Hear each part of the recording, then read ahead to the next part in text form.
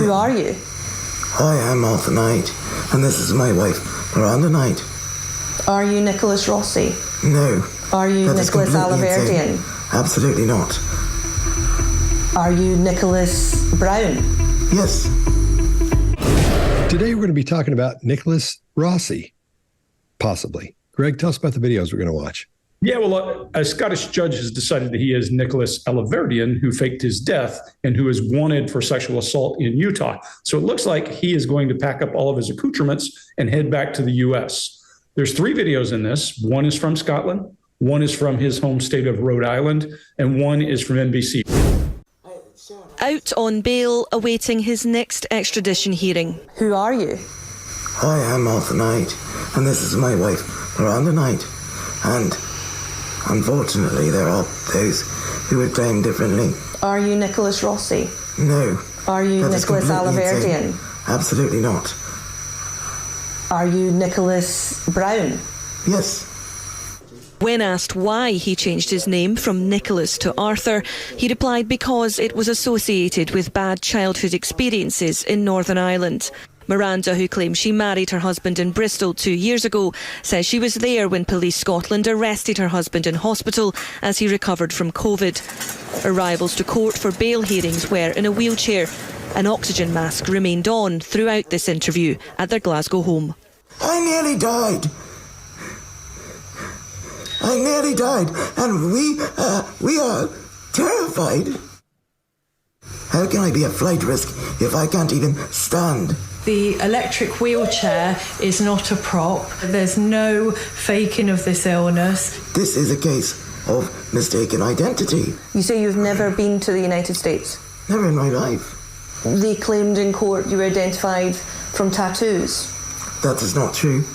There is no evidence whatsoever that there are tattoos, and I've shown that to news reporter after news reporter. In this interview with a US network, he did agree to roll up one sleeve. It was up further, right? And have you had any tattoos removed? The man wanted in America to face a rape charge is known to have multiple tattoos. Greg, what do you got? Yeah, this is a ride. This guy's something else. Let's just start by saying the more times you do something and get away with it, the more comfortable you become in it. So if you've used 50 names, it's really easy for you to spit out those 50 names. That's the organism doing what made the organism successful, whatever you categorize successful. However, the more of this stuff that you put on yourself, the harder it is to read. All these accoutrements that make you harder to read by putting on a hat and glasses. And, people do it for disguise in a joking manner on things like Columbo and those kinds of places. This guy's Mr. Potato Head. He's got more stuff going than you can even possibly imagine. The little Stevie Ray Vaughan hat that he comes in, then he's going to have a different hat, a new hat, and a different pair of glasses. He's trying to hide something right off. You can't miss that. The other thing that really, really jumps off the plate at me is when a person is short of breath and talks like this, their breathing changes too, because their breathing is why they're talking like that. Not this guy. Immediately, the first thing you notice is he's breathing normally and talking in choppy movements. And then it's just so much stuff here. What does happen to him is when he gets into a point where he is not thinking, it's just like the crying thing I tell you guys all the time. The first thing I learned in body language is if a person's crying and they're faking it, if you ramp up the pressure, that part of their brain turns off and the tears dry up. The same thing happens to him. That erratic breathing, supposedly erratic breathing that's causing him to talk that way goes away when he gets into a bind. When he's asked about the tattoos, the choppy answers and slower breaths, then you can't miss him because he distances the question. There is no evidence for tattoos. And I have shown it, and you hear that cadence shift in the way he's talking, and he starts eye blocking immediately. This is just one of my favorite things we've touched ever in the beginning. Mark, what do you got on this one?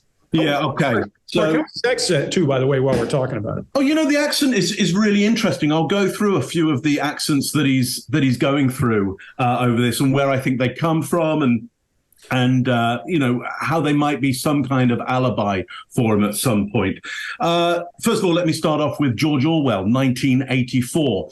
George Orwell said, how does a man assert their power over another? People often go, well, it's got to be fear or something like that. Orwell said it was suffering. And so if you could get somebody to suffer enough, you would have power over them. I think, and I'm going to put forward over the course of these videos, that this person uses suffering as the con. The more he can lay up suffering, the more power his con has, or at least that's what's going on in his mind. The more he can convince you that he's suffering, the more you might go, okay, well, then you have the power. I have nothing. I'm going to stand down that you might be from a wholly different country and actually be a perpetrator that we're looking for. So, look, well, first of all, are you Nicholas Rossi? Eyes go up. I don't care whether they're going to the up to the left or up to the right, or even if they went down, or I don't really mind where they go. But it is such a deviation from what we've seen elsewhere that you kind of go, well, okay, what's that? What's going on there around your name? But then you just go, why do you need to look anywhere for your name? Why anywhere? Like, if it's your name, you know what your name is. If it's not your name, you know it's not your name. There's too much of a pause there, too much of a deviation from anything, really. So why does he need to think about it? Look, here's the suffering. Bad childhood experiences in Northern Ireland. I mean, yeah, sure, if you were a kid in Northern Ireland, you could have some really, really awful childhood experiences. And so if somebody says, hey, I've had some really bad childhood experiences in Northern Ireland, if you're British, if you're English, you're probably going to lay off a little bit because you don't want to, touch sensitive issues there. So the suffering has gone to a high point right from moment one. COVID, I nearly died. Okay, massive suffering. Number two there, I can't stand. So this is a person who doesn't even have legs. So the suffering is huge. He's presenting something of an aristocratic style to him as well. Somebody who maybe had money but doesn't anymore. You've got the slippers with the embroidery on them, 2 gold signet rings that he wears. They kind of suggest that he might be from a high status family. You've got the busts in the background, the statues in the background. You've got the Wedgwood there. You've got the big club chair that he might be a lord. You've even got the name, Arthur Knight. You'll know that knights and the Knights of the Round Table, and the most important one was called Arthur, King Arthur. That's a good name to choose if you want to be up at that high status. So at this point, he's pretty much playing that kind of Sir Bernard Chumley kind of role, defunct, soft aristocrat. We'll see him later on in his Zorro hat, very similar to John Lennon, Spaniard in the works there. So working class hero, strange kind of romantic working class hero. So he really is romanticizing himself here. When you romanticize yourself, it's often not a blend-in situation. I could talk for hours on that first one. Chase, what do you got on this? Yeah, let me go in detail on the eye movement thing here. When you're being asked about your name and whether or not you're someone that you're not, there will be no accessing or eye movement. We move our eyes around all the time. And you can think of eye movement as an information retrieval process. So when something's not really available, we move our eyes to find that information in our brain. But when someone asks you a question that you know for certain, there is zero eye movement.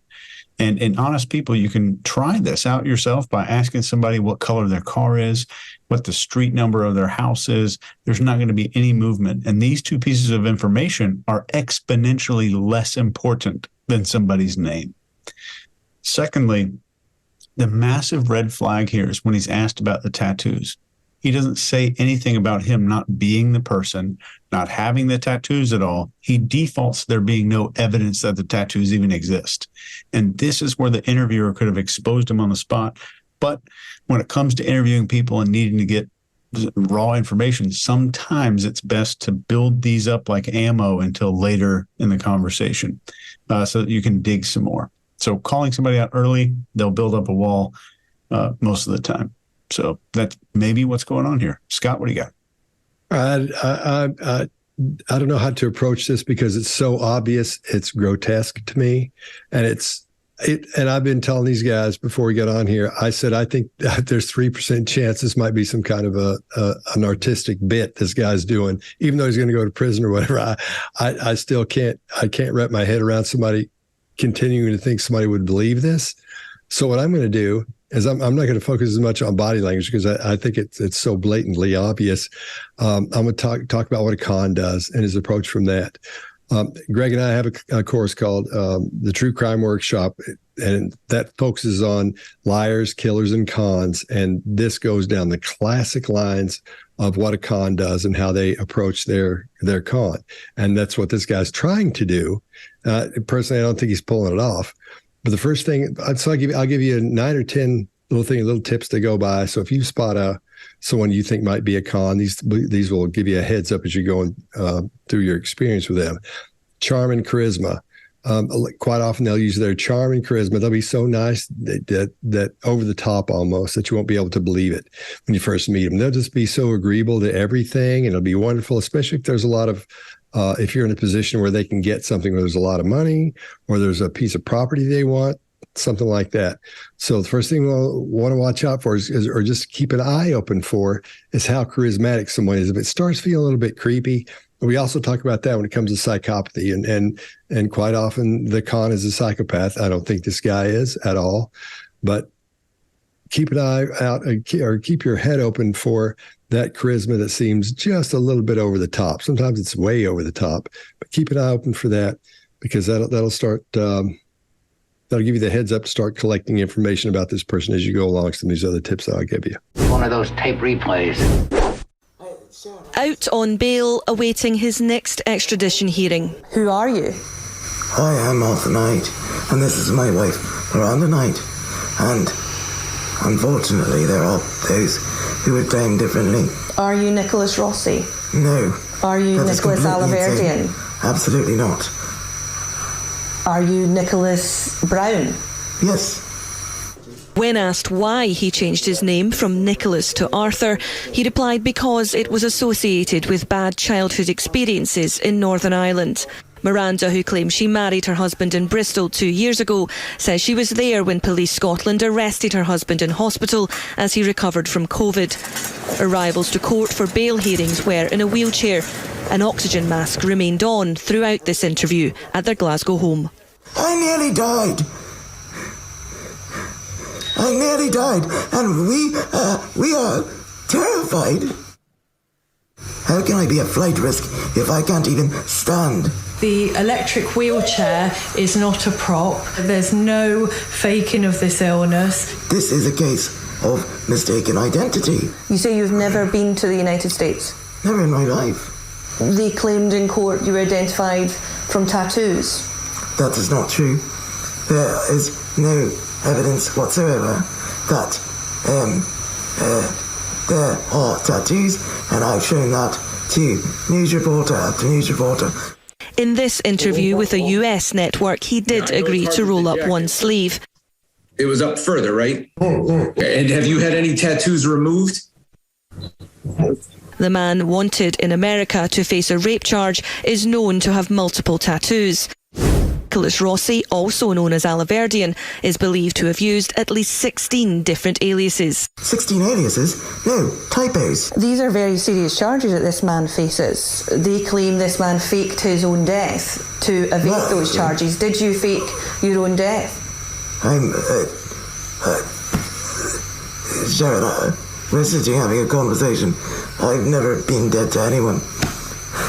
After so many years, I know him inside out. I know my husband does not have tendencies as a rapist. He is going to be needing a very large team on the pitch to try to say that I am a rapist, because not only are we terrified because this is a vicious lie, but we are also incredibly disgusted by the fact that we now have to live our lives in a secretive way because my wife can't even walk down the pavement to get a pint of milk. And it continues. Some people would say you're saying it a secretive way, but you're now speaking to various media outlets, including us. Why? What is the purpose then of this interview? The truth needs to be known. All right, Chase, what do you got? When somebody's being deeply deceptive, they'll be stressed out. This level of stress does a few things to our bodies, but one thing it does more than anything else is it lessens our ability to rationally process information. So what you're seeing here with the faking your own death question is his inability to realize that any rational person in the world would either simply say, no, maybe that was not me, or never. Instead, he hesitates a lot. And then he goes directly into rationalization instead of just a simple denial. This is a bad move. His wife here then does the same thing. She fails to make a denial about him faking his death and this whole accusation of being a rapist, and instead rationalizes the exact same way that he does. She says, I've known him for years. I know my husband does not have tendencies. And this is getting more ridiculous by the minute. And here's another reason I'm grateful for high-resolution video. If you watch this again, you're going to see a signal that usually requires being close up. You can literally see his pupils dilate when he's delivering these lies. And we're not just seeing verbal deception here. Keep this in mind as you're watching these clips. He's lying from within a fake identity, while lying in a fake accent and lying with his mannerisms, and even having to maintain this English vernacular, like the pavement quote. And all these by themselves are largely increasing cognitive load, which makes him make these mistakes a lot. He's also shifted breathing into his chest, which we tend to do when we're stressed out. I'll let you guys tackle the rest of that stuff. Scott, what do you got? All right. If I was interviewing this guy and I wanted to get it over with fairly quickly, I'd say, look, son, let's take that mask off and get a look at them choppers, because he's got a gap in there. It's big enough you could have a child's party with a clown and a magician. That's how big it is. And you can see it, look at it through this mask as you're looking at that. And I'll put up a picture of him when he was younger. And you tell me if this isn't the same guy. This is what I'm talking about. I cannot believe this guy's doing this. That's why I think it might be a bit. Greg, what do you got? Yeah, so let me just ask you this. I'm going to say word for word what he said. You tell me exactly what question he's answering. Sharon, we are sitting here having a conversation. What question does that answer? Anything you want it to, because it makes no sense. So they're right. That's enough right there. When he's asked a hard question, did you fake your own death? Just yes or no. Yes or no. I'm with you, Chase. The pupil dilation you can't miss. I agree with you. This is great high res and it pops up. He doesn't address the question when he's asked about these 16 different names. He goes into some tirade about typos. Well, look, if it's not me, I would have said it's not me. Forget the typos. Who cares how they got there? There's no declaration of innocence, only an excuse. And when he gets into that whole thing where he's talking about typos, he's fluid and smooth. His tirade is fluid and smooth. There's no choppy speaking like he's breathing poorly or any of that. There's so much stuff here. He's eye blocking. There's a vocal fry. Even the dog's meter goes off and the dog goes, "Roo." I love that part. It made me laugh out loud listening to it. But just walk through it. He also gets a vocal fry that he has not had up to now. We're not comparing him to other people. We're not talking about a vocal fry and other people. He didn't have it, and now he's got it. Watch the interviewer as she blinks in disbelief. There's a thing that people will write in comments often on our thing and say, blink, blink, blink. It's because we all know that's when the person's going, hold on a minute, what's going on there? The interviewer goes, blink, blink, blink, just as she's listening to what he's saying. There's just so much stuff. And Scott, I can't believe you didn't mention this one because it's yours. If you look at him and pay attention to all this stuff from here on, I want you to pay attention to his breathing rate versus his choppy speech. And when those two are out of line, you know something's up. Then Scott, he does the best example of non-aligned illustrators I've ever seen. When he goes, the whole truth needs to be known. So he's out back there too. It's a beautiful one. Mark, what do you got? So more of the con of the suffering, which is live our lives in a secretive way. Okay, the suffering here is they now have to live their lives undercover. I'm sure Scott will go more into this, but for me, the the idea of the con is you can only con a greedy person, and you got to find out what they're greedy for, and you've got to lower your status. You've got to take yourself down to give them more confidence. The confidence trick is about causing other people to be confident about the position they're in. Then they will take maneuvers that most other people who don't have that confidence will just go, well, that begs belief. I mean, it can't be like that. You can't be getting that amount of money for that. There's got to be something up. But the person is so confident in themselves, with that confidence been given by somebody else, by the con artist. They're so confident that they lose rationale. Let's work out later on how maybe this wife has lost all rationale around here. Maybe some con is being played on her at some point. Let's look at his accent. There's a great benefit to the type of the archetype or the cultural type that he's gone for here, Greg, which is the Oxford kind of buffoon. It's the Boris Johnson. It's the Sir Bernard Chumley. It's Billy Bunter. We'll talk a little bit more about Billy Bunter later on from Greyfriars School. But what that archetype allows you to do is kind of fluster around and baboon around and kind of stuff and not really get anything out. That with the mask, it's a complete close down. I mean, there's no information is going to get through. And some people would go, oh, you know what? It's just a defunct lord, somebody of status who's lost all their power. Poor guy, leave him alone. And that's the confidence trick for me being played. So take a look at Boris. Boris, great example of somebody who would not quite know what they were doing, where they quite were. So that you go, oh, it's poor Boris. Poor Boris is a bit confused by the whole thing. Underneath that, there's a whole different set of workings going on. But so the accent he's going for, actually not bad for the archetype, not bad for the character, is the extreme of that Oxford buffooning kind of accent. Somebody who you might want to be your Oxford Don, somebody who is your professor at Oxford, bright guy, a bit odd now and again, bit eccentric is the idea behind that. Scott, what do you got on this one? No? Chase? I went, mine was just really short. I was last? Oh, okay. Yeah. Unbelievable that I wasn't last. Pick first next time. Yeah. I told you why I'm always last, because it feels like I'm first because I'm the first one to talk. So he goes, he's already gone. Yeah, that's pretty true. One of those tape replays. Nicholas Rossi, also known as Alaverdian, is believed to have used at least 16 different aliases. 16 aliases? No, typos. These are very serious charges that this man faces. They claim this man faked his own death to evade those charges. Did you fake your own death?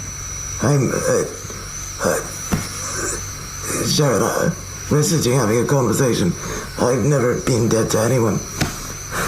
After so many years, I know him inside out. I know my husband does not have tendencies as a rapist. He is going to be needing a very large team on the pitch to try to say that I am a rapist, because not only are we terrified because this is a vicious lie, but we are also incredibly disgusted by the fact that we now have to live our lives in a secretive way because my wife can't even walk down the pavement to get a pint of milk.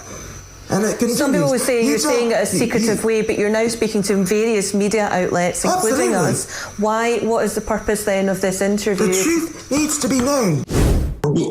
Will you show me your arm? Where they say the tattoo is? Absolutely. What I will show you first is that.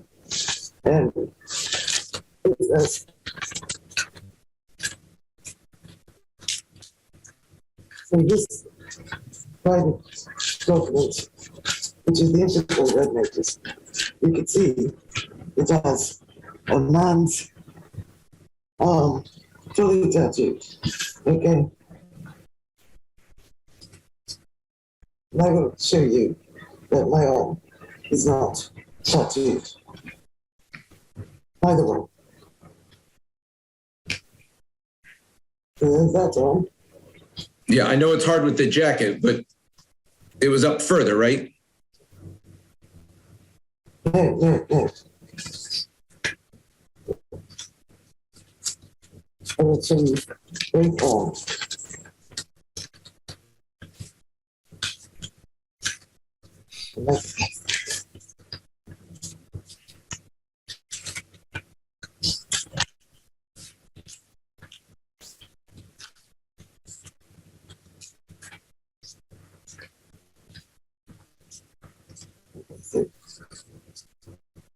This is tattoos.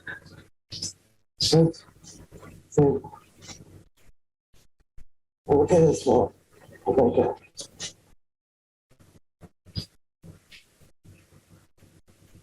Well, it's hard to see here, but I know you're wearing a jacket and a shirt, but obviously, isn't it farther up? Right. I just showed it. So I think Arthur's trying to show you. Shall I show? So, where my husband's been in 3 comas, he doesn't have the flexibility to move around as much because he's obviously in a wheelchair, an electric wheelchair, so he can't actually get up, he can't weight bear. So what he's trying to show is that there's a photograph which actually shows that the person has a full sleeve. So it's a full sleeve, which obviously means a full sleeve tattoo. So and nothing on the other arm?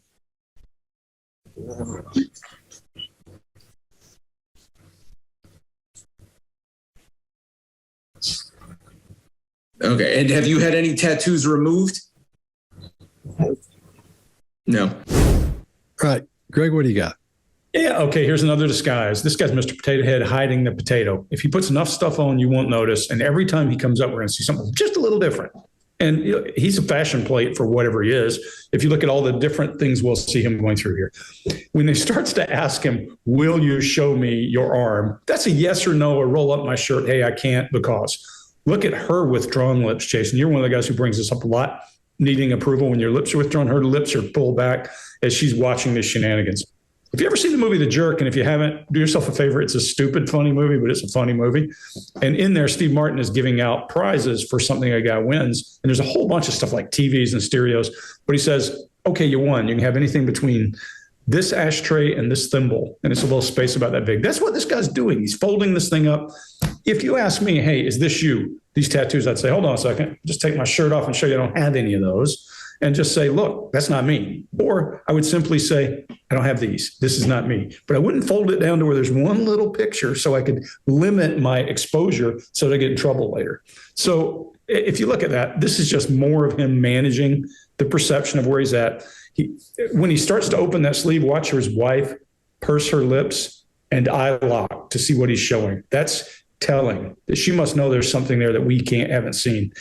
He chaffs and redirects almost to the point of this being like an Andy Kaufman skit. I said, when we first started talking about this, Scott said, this is a bit. And I said, this is Andy Kaufman, but he's going to prison. I mean, this is a big deal. So anyway, then she goes to full blown disdain. You can't miss it. That mouth pulls back on the side and her blink rate and her breathing are up.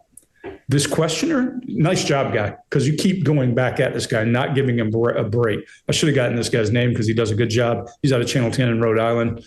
And then the only time when that guy uses this choppiness is when he's trying to figure out a way to get out of it. He's not doing it here. But I'm not gonna keep going on this one. There's just so much stuff here. Watch his breathing rate. Anytime that you see that breathing move, because he's got that bag inflated, you'll be able to see it moving. You can tell the difference. And the minute he starts talking and breathing, and then he starts talking and moving, his breathing comes back to normal. When she's talking, his extra face, Scott, is panting. What do you got, Scott? All right. Yeah, I agree with you. There's just so much going on in there. Why add to it? Because I actually, still part of me thinks this is a bit. So I'll focus on manipulation or them being manipulative. A lot of people are under the impression they understand what a manipulative person is. Quite often you don't know when you're being manipulated or persuaded, as we like to say. So when you run into someone who is a con or who could possibly be a con, Look for those things where they're starting to push you toward decisions. Mark, what do you got? Yeah, so who's he showed up as now? Now, Greg, he's got that flat cap on. He's now showed up as the suffering of the British working class. There he is, flat cap on, in front of an industrial scene. So, big bridge, industrial crane by there, kind of dockyards behind him, slightly romantic. He's even started to go for a slight northern accent. When he says that word, would you roll up your sleeves? Absolutely. He does northern vowels instead of doing absolutely. Oxford vowels. So he's even starting, I think, to change that. Now, why does he need these accents? He's got to cover somehow the R sound of the American accent. The big difference between the American accent and the British accent is British accent will tend to drop R's. We did that quite early on because certainly that happened in the US is keeping the R sound differentiated yourself during the Civil War from those that had money and those that didn't. So our British accent will tend to, in received pronunciation, tend to not do those rhotic R's. And so they're going to show through in his accent. We'll hear some later on. Showing through in that American accent. So flat cap of the working person, again, initiating this idea of the suffering of the working class, and therefore you cannot call him out because there he is, working man, lungs are beat up, in front of the industrial cranes. You're asking him to roll up his sleeves in front of you, give a working man a rest for a moment and leave him alone, I think is the idea there. Chase, what do you got on this one? I love that. And Greg, that was a huge red flag stood out to me this morning, seeing that lip retraction in the wife there. She's getting more nervous than him in this, and this could be being on camera, but we did see in the other videos that she was fine most of the time.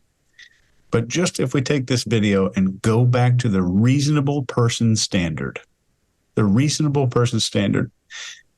would a reasonable person dress and behave when needing to very clearly show that they had no tattoos of any kind? Would a reasonable person turn off all the lights and wear a jacket? Would a reasonable person only show their arms for 2 seconds in the dark on camera? Would a reasonable person offer to send photographs instead of just working hard to get the jacket off? This is the opposite of what a reasonable person would do who's also innocent. Let's take a look at the next one. Nice. Mark, say Baker, Taker, and Laker, but use your best American accent. Let's hear it. Baker, Taker, what was the other one? Laker. Yeah, instead of Baker, Taker, Laker. You know what's funny, Mark, is the Old South, where my family's from, they drop all their R's. Yeah. My mom would not say sugar; she'd say sugar. Yeah. Yeah, Gregory, but that's the hardcore there, man. That's the old school. But it's a leftover from his point. Yeah, I think. Yeah. But that accent did. Well, I won't get into that. But it did. If you put traditional American music in this, you can see where all the accents, a lot of them came from. You can follow the music that goes to those as well. I won't get into that because that's not what we're talking about. Oh, that's cool. That's actually very cool. To me, that's a behavior. Yeah. Like Louisiana and all that, those people came from Quebec and those areas up there, and they have that French accent. That's why that music is that way down there, and the food is that way because that's where they would gather up.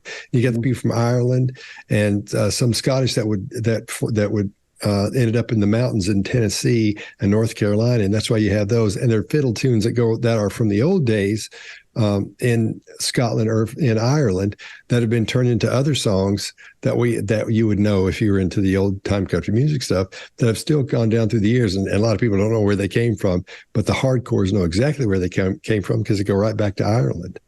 Anyway, there's tons of stuff like that. Will you show me your arm? Where they say the tattoo is?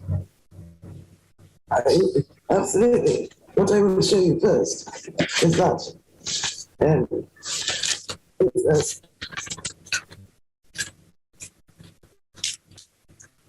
from this private document, which is the Interpol Red Notice, you can see it has a man's arm fully tattooed. Okay. And I will show you that my arm is not tattooed. Either one. There's that arm. Yeah, I know it's hard with the jacket, but it was up further, right? No. I will show you both arms.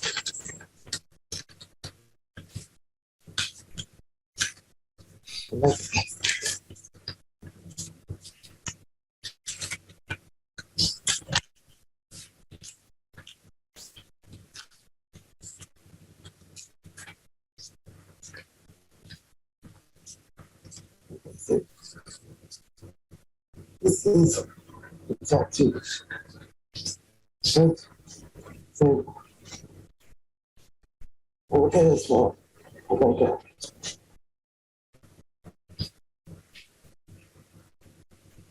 Well, it's hard to see here, but I know you're wearing a jacket and a shirt, but obviously, isn't it farther up? Right. I just showed it. I think Arthur's trying to show you. Shall I show? So,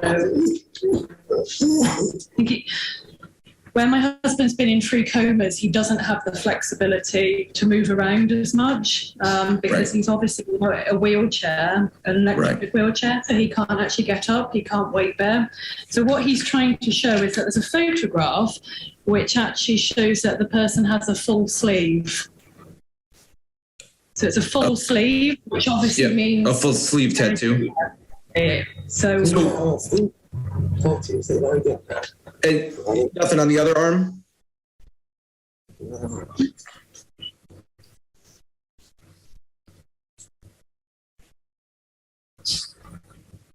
Okay, and have you had any tattoos removed? No. I was going to say, if you're trying to show that you're not Nicholas Rossi, for 5 seconds, can you pull the mask down or no? I mean, I would say just a couple of seconds because obviously he needs it. Okay. I just want to be clear. So you are not Nicholas Rossi. What do you say to people who think you are Nicholas Rossi, a Rhode Islander who faked his own death to flee prosecution? They're reading the bloody red dots. I'm sorry, what was that? They're reading the red dots. So Arthur is saying they are reading the red tops, as in the newspapers, the red tops newspapers, tabloids. Have you ever been to Rhode Island? I've never been to the United States in the whole of my entire life. Okay. All right, Chase, what do you got? I think you only need to see one thing in this video, and there's no denial. It's just justification and reasoning. And secondly, would a reasonable person wear a jacket, a mask, a hat, and turn off all the lights in the room pretty much if they were both intelligent and innocent, which he's claiming to be? And a nasal cannula, one of those things that kind of goes in your nose and wraps over your ears, can be used in a situation like this, unless a mask is needed, which I don't think is the case here. This is where you might have cases like COPD or ARDS, like acute respiratory distress syndrome, maybe a severely deviated septum where a cannula won't work. You can swap these out. This is extremely bizarre to the point where Scott, I'm with you. I think it's almost like it's fake. It's deliberately so dumb that it has to be fake. Hoffman, telling you. Yeah. Greg, what do you got? Yeah, I'll give you another way you can tell this is absolute garbage. A rational person, first of all, he's not rational to think I'm going to take this off for 2 seconds because they freeze that frame and that's the rest of his life. His face is there. And he knows that. If you don't believe that, watch what he does when he pulls a mask off. He tries to slack his jaw and change the shape of his face. But facial identification doesn't care about you moving that soft tissue. It's going to work off bone points and that kind of thing. So they've got a good enough image. I'm with you. If they showed teeth, that would be another one. But in that couple of seconds, he thinks this guy has to be off the charts a narcissist who thinks he's smarter than everybody else on earth. He shows some amusement in his upper face when he answers that red tops piece. All this is delaying and it's a tactic to redirect. He knows that means nothing in Rhode Island, so he's taking advantage of it. If you said, have you ever been to the U.S., how would people respond? If I ask you, have you ever been to Afghanistan, Mark? Well, you might say yes. No. Chase, be a different story. But if you ask a person, no is the answer, yes is the answer. Mark, what do you got? Look, he does like that red top piece, and so does his wife, I think, because it's a real colloquialism. You're not going to know that the tabloid papers, the Sun, the Mirror, the Mail are known as the red tops simply because they have, red ink on there. So they show up better on the newsstand, and they're called the red tops. And so, he's got one over on the interviewer, and that's got to feel nice for him because the interviewer did show disdain. Or contempt, certainly. The side of the mouth goes up, faked his own death to flee prosecution, and the side of the mouth goes up. So the interviewer feels that this person is a con. So Dicey gets one over on him. Here's what he doesn't manage to hide is his R sound, which is an American R, when he says, never been to the United States for the whole of my entire life. English people don't say the word entire. They say entire. They drop the R on it. Now, to his credit, what he could do if he was smart is he would go, my wife is from Bristol, which is one of the places where the American accent, standard American accent originally comes from. My wife is from Bristol, where they do have the R's in them. And he could go, I've just picked up her R sound for that. I mean, normally I drop my R's, but I've been dropping my R's for my entire life. But for this one, I didn't drop my R, and I said the word entire, like you would from Bristol. But no, that wasn't a strong enough Bristol R. It was an American R on the word entire. That, for me, leaps out. The accent drops. Good. Like, he's a good mimic, and he chooses some really interesting icons to put forward, but it's so caricatured that for anybody British will go, you're playing it a bit big, mate. You're going a bit large on it, aren't you? Scott, what do you got on this one? He had his shot to get a look at them choppers, and he didn't say it. He took the mask off, and he tightened his mouth up and pushed his chin in. There it was, right there, right in front of the world. He could have said, hey, hang on there a second, so let me see it. Do this. Could have done it. Didn't do it. It'd all been over at that point, unless he's in cahoots with the guy from the news. Anyway, the con is a masterful storyteller, and they will create on the spot a story that fits in with what you need or what you think should happen next, or how they could affect you from a sympathetic and an empathetic point. Now, the difference in sympathy and empathy, most everybody knows. 99% of the people know. There's a couple people out there that don't. Being sympathetic is when you feel sorry that something happened to somebody. So I'm so sorry that happened to him or her. They're having the roughest time. When you're empathetic, you're putting yourself in their position. You feel like, oh, they broke their finger. Or like when Greg, don't do it, Greg, does his finger and twists it around, does all that. And so I think if you're empathetic, you see it as, oh my gosh, I bet that I don't feel sorry for him because it hurts, but you're like, oh my Lord, that would hurt me. You can put yourself in the position of that person having pain. So they'll create stories around that to influence you or manipulate you as you go through. Another way for manipulation, a great example of that is what you'll see on Instagram and YouTube, where they'll, what's a good story? For example, they'll have it's a little old woman out, and she's getting the snow off her back porch, but the delivery man comes up and he puts his package down. He sweeps off the whole porch. The next time you see that, look at that little old woman that's waddling out there. That's not a little old woman. Little old women don't walk that way. Little old women don't act that way. take a look at this. Here comes winter.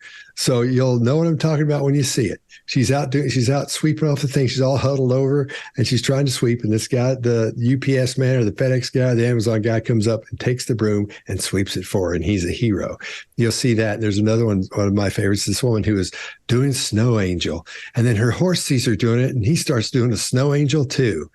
I mean, no. That's not what's happening at all. She's doing a Snow Angel, whatever they've trained that horse to do it. Horses aren't going to see what you're doing and mimic it to that large. Would they, Greg? I don't think they would. No. I mean, I'm not talking about school here.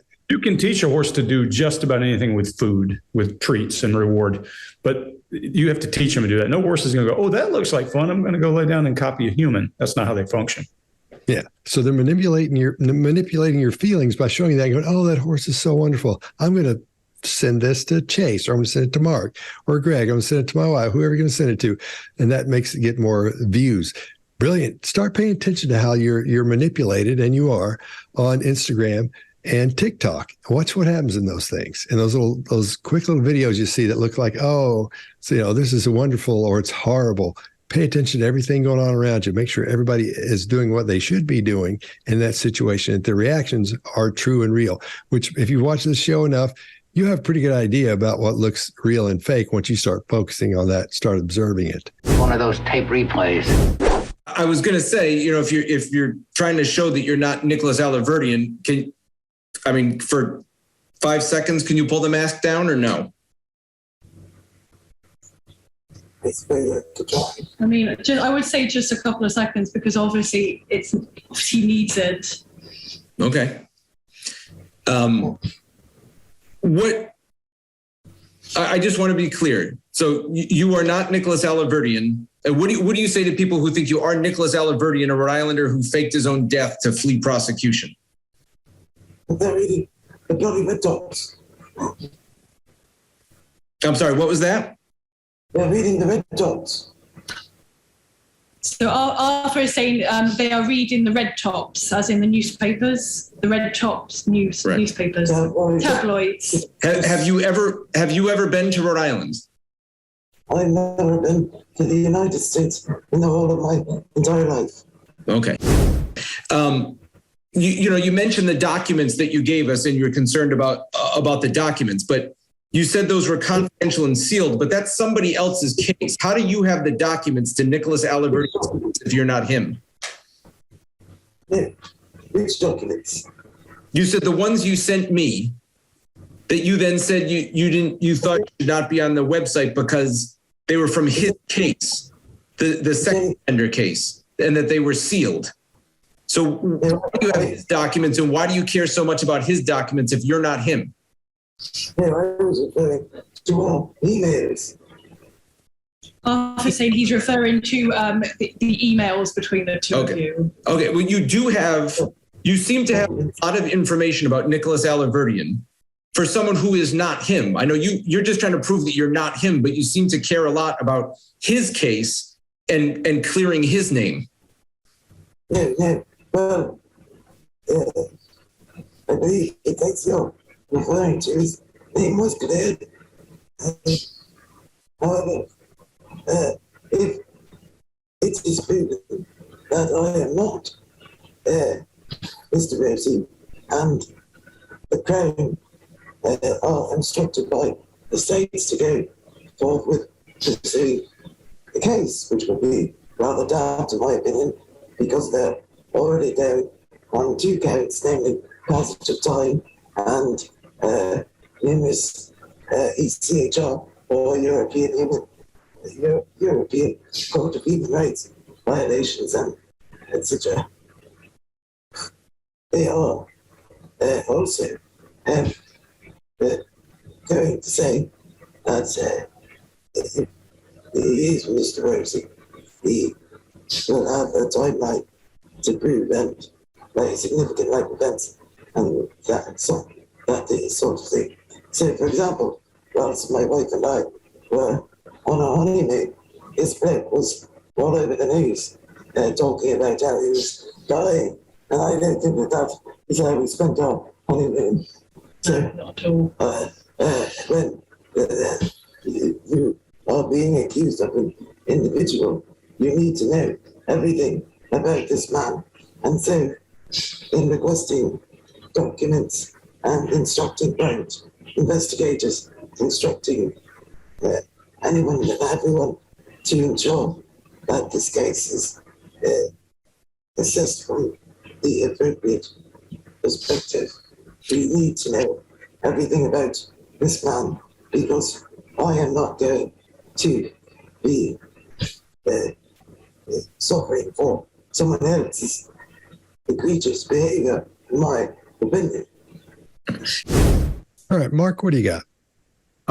Just one thing on here. Again, to that piece of suffering. Again, the suffering I think he's using in order that we feel sorry for him and we're conned by this situation. Most of what he's saying here, for me, is absolutely unintelligible. I have no idea what he's talking about.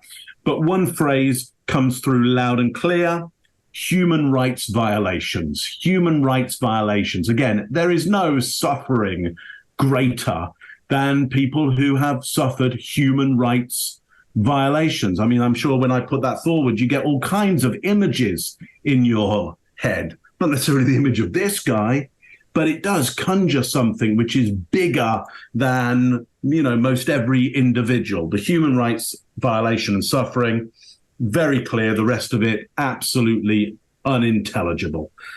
Greg, what do you got on this one? Yeah, here's one of the best examples of chaff and redirect we've ever had, except where he mumbles so much. He's like some character that the chaff is unintelligible, to Mark's point, but he's trying to chaff and redirect. And he does that for 2 solid minutes before he finally gets to a legitimate reason. If accused, I need to know.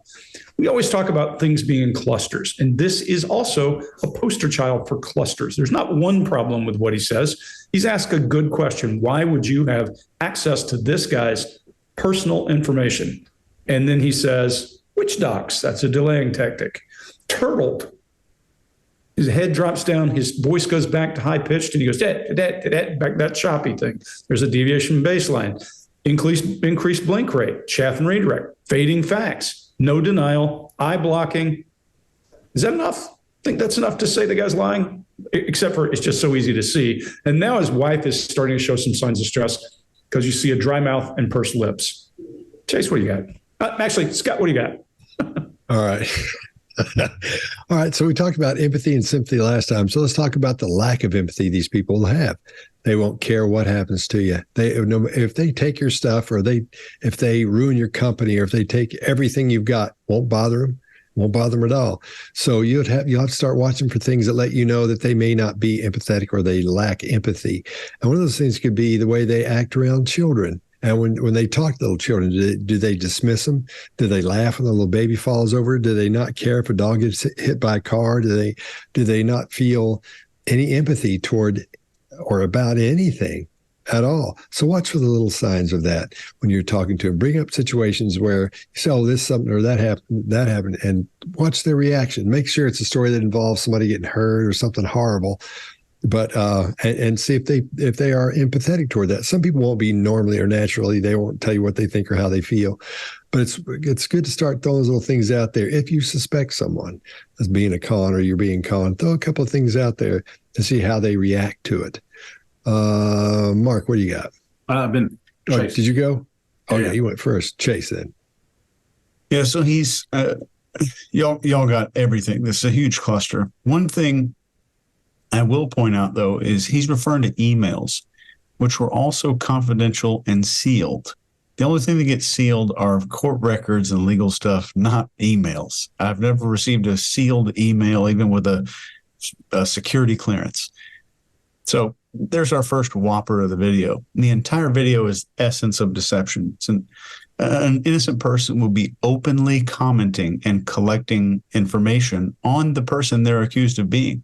I think most of us would want to know who this person is we were accused of being or impersonating or whatever. And he fails to recognize this. And he thinks that it needs a weird, awkward explanation.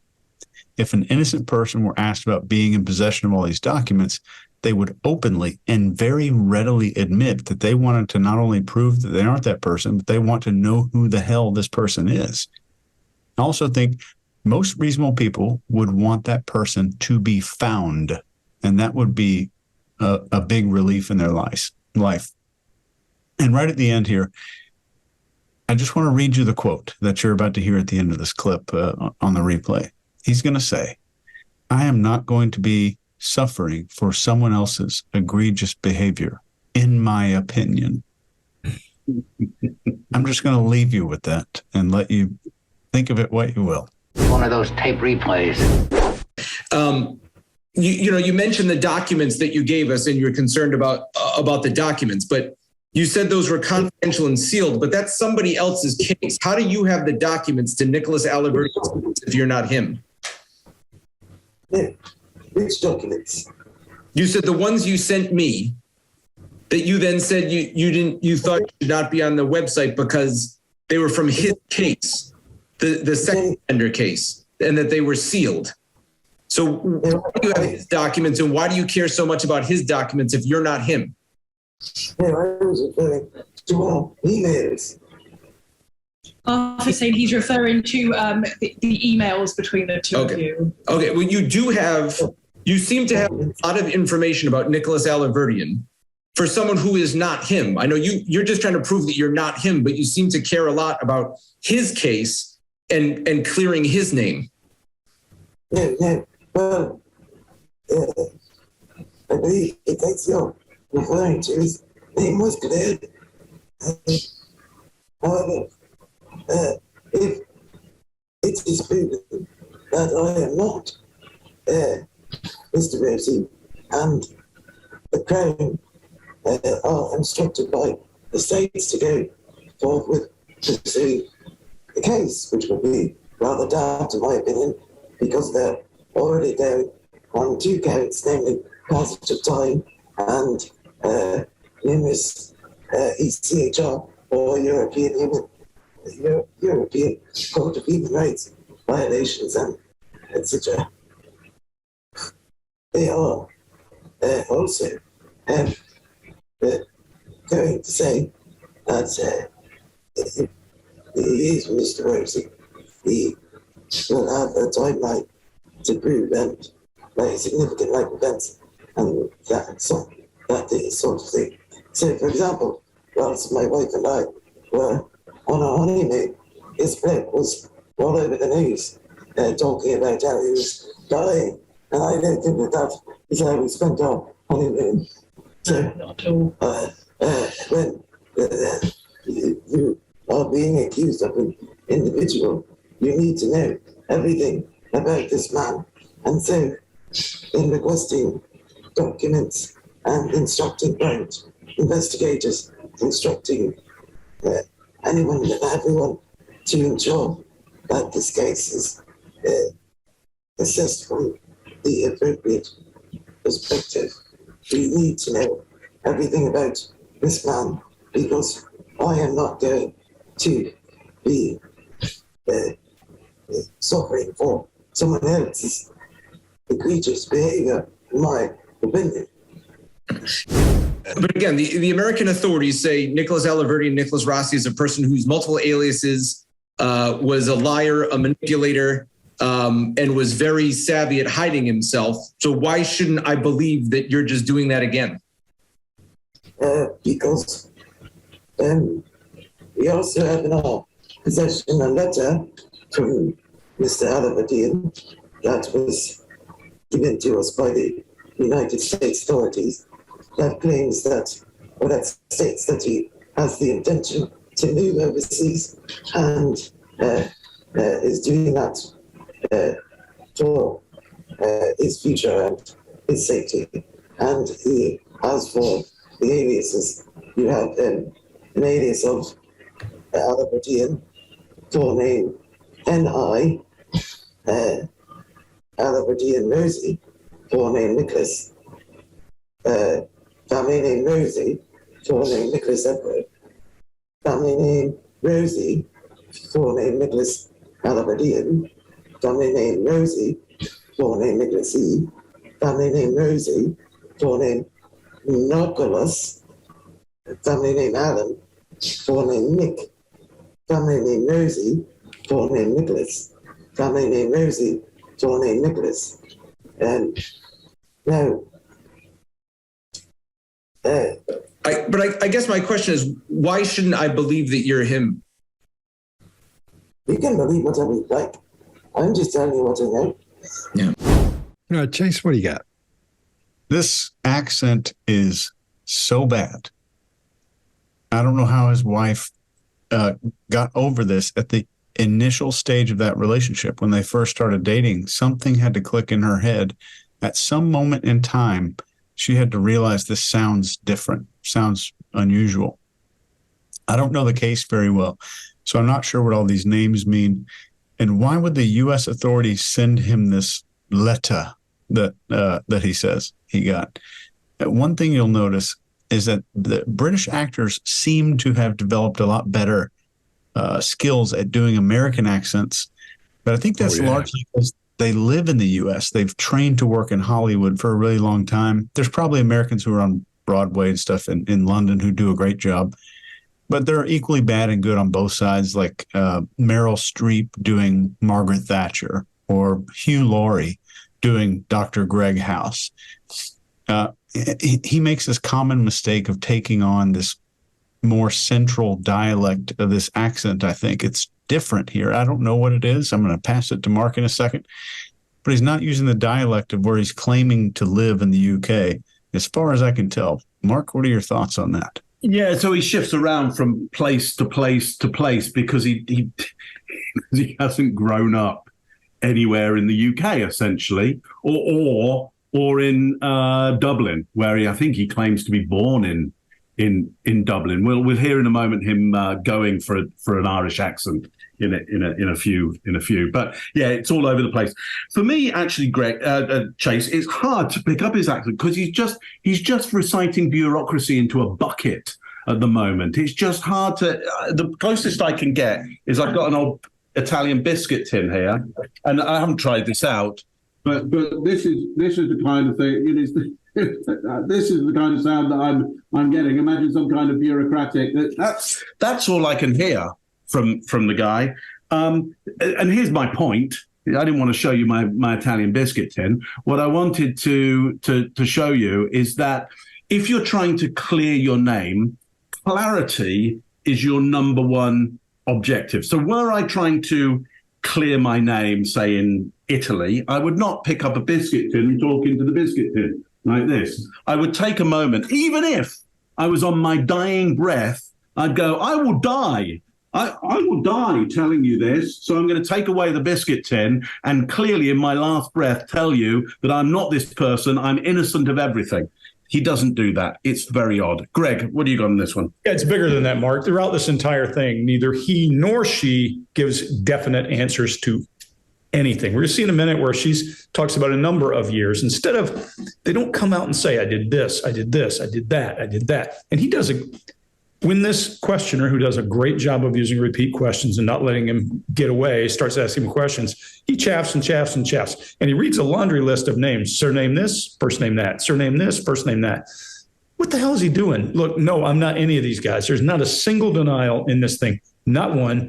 And he tries to wrap himself in authority because he says the U.S. government sent me this. And he uses the word claims and then realizes, I just wrapped myself, whether it's intelligently or not, I just wrapped myself in the authority of the U.S. government. I can't say claims. I have to say states. That's a big difference. He's correcting himself. Then more chaff, just running on down the path, reading all these things. When I went through interrogator school, there was a really good video we used to show how effective an interpreter needs to be. And it was Vietnam, and it was used on CBS in like the 1960s. And they had this interpreter who was going in and asking questions of the local villagers. And one of them was going, we hate you. We want you to be gone. You need to be out of here, to this American. And then a person living in the U.S. who was Vietnamese heard the interpreter and said, that's not what he's saying. He's saying chicken and dog and stuff like that, because what you've done is you got a bad guy as the interpreter who's in there and told him, just say some stuff, count to 9, do things like that. That's what this guy reminds me of. There's no passionate, just not trying to get himself out of trouble. There's more than you would ever see. Anyway, I'll get through this. The wife is moving in the chair, showing some more discomfort. There's just one more challenge at the end where he says, that's not what I asked. And still no denial. Scott, what do you got? All right. One of my favorite things, and I mean one of my all-time favorite things in the world, because it fascinates me, is when an Australian person or a British person can do the American accent on TV or Netflix or something, like in The Walking Dead. I don't personally watch it, but my wife watches it, and sometimes I'll come in and they'll be on there.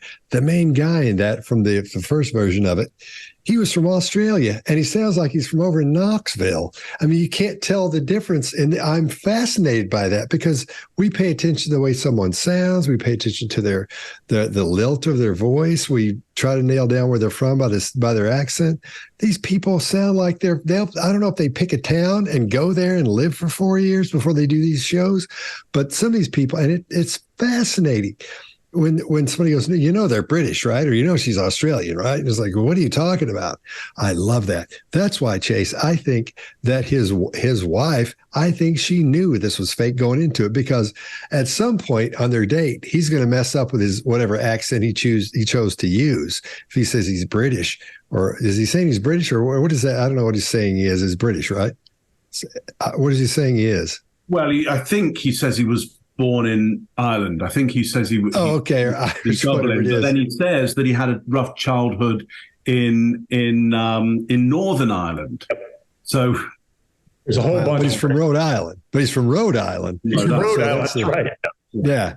So anyway, I think she knows. I mean, I think she knew from the top when he went, it's okay, here's what's happening. I got to tell you, because at some point he's got to come out of that, the accent and start talking like this and go, here, let me tell you what's going on. Don't freak out. I got to tell you something. And she's like, what? If it went down that road, because I don't think there's any way she could know that. But just listening to her for 3 minutes and go, that's a weird accent, man. What's up with that? Where are you from? She'd zero in on it, especially on that first date. So, I mean, that's my impression. That's what I think would happen. That's why I think she knows, or that she knew a long time ago, or however long ago it started.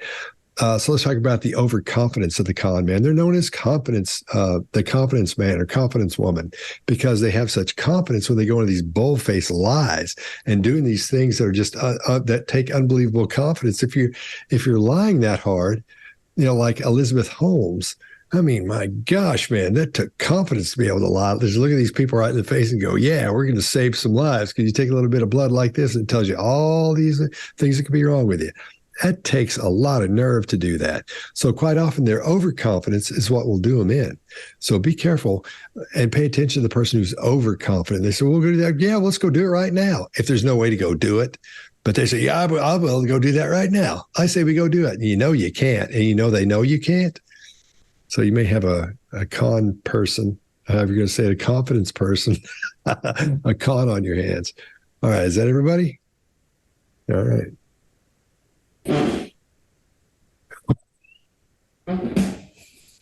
Nobody hearing that the way I'm hearing it? Sure. Okay, sure it is. One of those tape replays. But again, the American authorities say Nicholas Alaverdi and Nicholas Rossi is a person whose multiple aliases, was a liar, a manipulator, and was very savvy at hiding himself. So why shouldn't I believe that you're just doing that again? Because we also have in our possession a letter from Mr. Alaverdi that was given to us by the United States authorities that claims that, or that states that he has the intention to move overseas and is doing that for his future and his safety. And he, as for the aliases, you have an alias of Alaverdi, forename N.I.,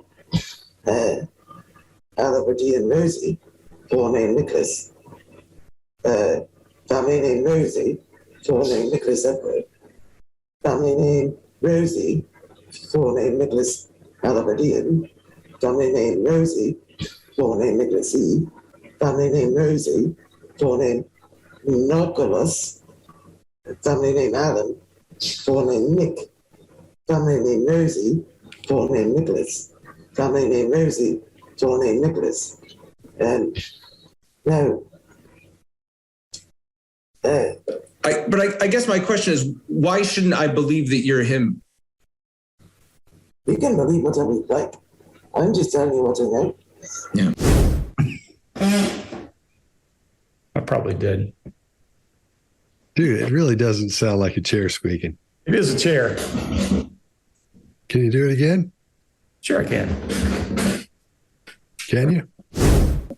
Miranda, what do you think of this situation that, again, basically everybody here and the authorities in the United States say the person you're sitting next to is not who you say he is, and that he's a serial liar, someone who faked his death, and also a serial sex offender in the United States? Well, I know my husband inside out. I've been with him a number of years now, and I think a husband and wife, you get to a very close level that you know everything about each other, and you know characteristics and how you act together. What I read about this Nicholas Rossi, whatever his name is that he from what I read, is he's done some pretty terrible things, and how he acts, and he seems to have done them over a number of years over his life, and he seems to do it consistently. So since my husband and I have been together, he has been a gentleman, he has been kind, he doesn't show any characteristics which frighten me, make me feel uncomfortable. I'm a pretty strong woman, and I've been through different long-term relationships in my life, and I know what to look for. And I think when you make that decision to marry someone, you have to make sure that you know that person inside out. And after 3 comas. Absolutely, after 3 comas too. And from what I read about this Nicholas Rossi is that he has a history of sexual assaults and things like that around women. And I think if you have that type of tendency, you can't hide that. I think that comes up time and time again. And my husband has shown sort of no tendencies at all that has ever frightened me. So, I know my husband very well. All I can say is to be in this situation is quite bizarre. That's all I can say. I went from, in September, my husband catching COVID in hospital, 3 comas, which in itself has been so distressing, so traumatic. 5% chance of living. Absolutely. And I could have almost have been a widow, and that was told to me time and time again. And the sheer number of times that he went on a ventilator meant that his survival rate was just going down and down and down. So to come out of that and for my husband to be a COVID survivor, to then be met with this bizarre story, this international story, which is pretty crazy. We're just a normal couple, average couple with 2 dogs, doing very normal things in our lives. And to be in this media storm is pretty horrendous. And to have press at your door, really scared to go out for a pint of milk, and because of the press intrusion, it's been very, very hard. But together, we're going to fight it together, because Arthur's my husband. I love him very much, and he's not this person. There's no way. All right, Mark, what do you got? So back to the suffering. And 3 comas he's been in, 3 comas. Now, I'm not suggesting that he wouldn't have been if he was to suffer COVID and he's intubated, then effectively one could say you're put in a coma every day, you're sedated every day in order to deal with, the tube and various tubes down your mouth. So I'm unsure whether actually, are you saying it was 3 really long comas, or was it sedation every day because of being intubated, and therefore, but you've turned it into the story of 3 comas? Because maybe more likely it would be 1 coma or daily coma, but no, 3 comas, that's more suffering. Someone who's if I've had 1 coma, they've had 3, well, they've suffered more, clearly. So I think it's suffering stakes here. The wife here, interesting. You know, I know him better. After 3 comas, and that logic doesn't fit for me. I don't think. I mean, sure, you may care for somebody more, and you may have bigger feelings, and you may have suffered more because your partner is in a coma, and therefore that suffering may have created more feelings for them, sympathy, empathy, as Scott was saying. But somebody being in a coma doesn't cause you to know them better, because they're not doing anything. Maybe you know yourself better if somebody else goes into a coma. But anyway, it doesn't make any sense. One last piece of suffering there. Press intrusion, more suffering going on. So here's my question that comes to mind, because the wife is interesting here. Is she being conned? Has she been conned in some way, or is she complicit? Was she complicit from moment one, if she was complicit? Was she conned and then she became complicit? So, and if she has been conned, what is it she's gaining from this? Because most cons that get played on you, there's some kind of extreme going on that you go, yeah, but if I could have that, I would give up all reasonable thought right now that this person may be conning me. This is too good. Yes, it is too good to be true.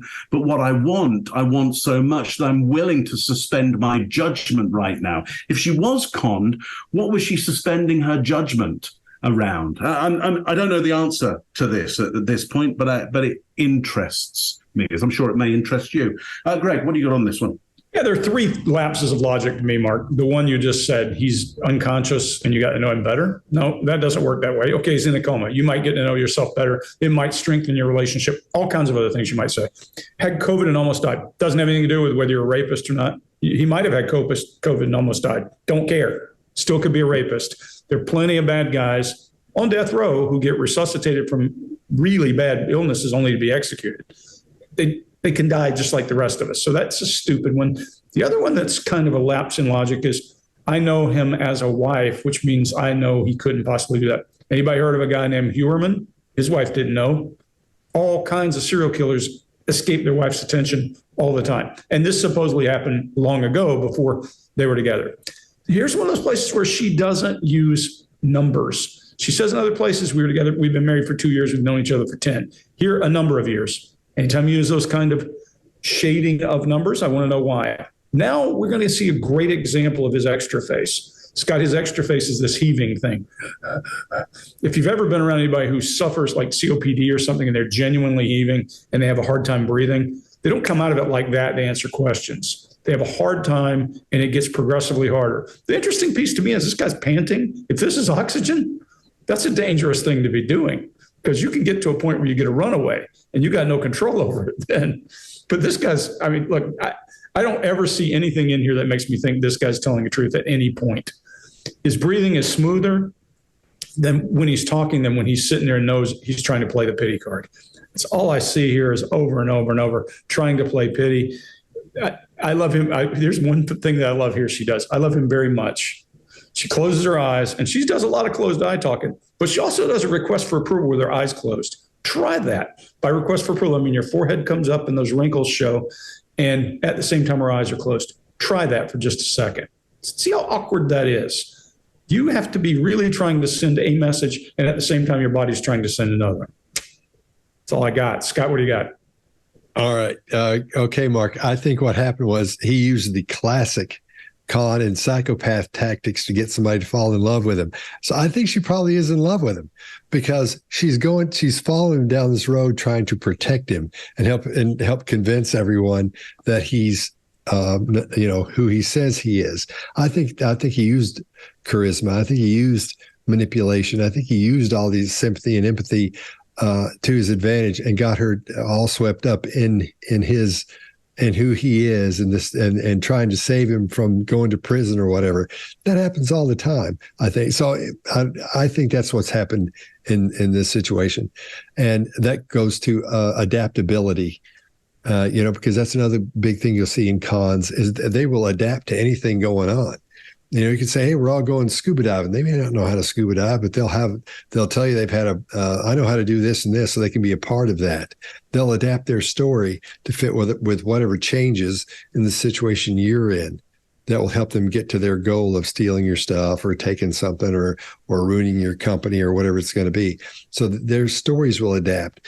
Their backgrounds, where they came from, will adapt to what fits the situation they're talking about. Quite often they don't stick around this long, though. That's the thing. When they get married or there's a guy, and I talk about him on here all the time, and come to find out, when I found out he was a psychopath and a con, and from talking to his wife and dealing with that, he'd been married like 3 times, this guy, and was getting ready to get married again in Florida when he's in Canada now. But they couldn't get him in Florida, so now he's almost hiding in Canada. He's got a TikTok, or he had an Instagram account. I'm not going to say who it is, but man, I can't wait. Chase, what do you got? Yeah, I agree with y'all. And she makes this remark. She's asked how she feels, and she makes no denial whatsoever, and points to tendencies and her skills in being able to see these tendencies. And I think it's so bizarre that she's not able to say it's not him.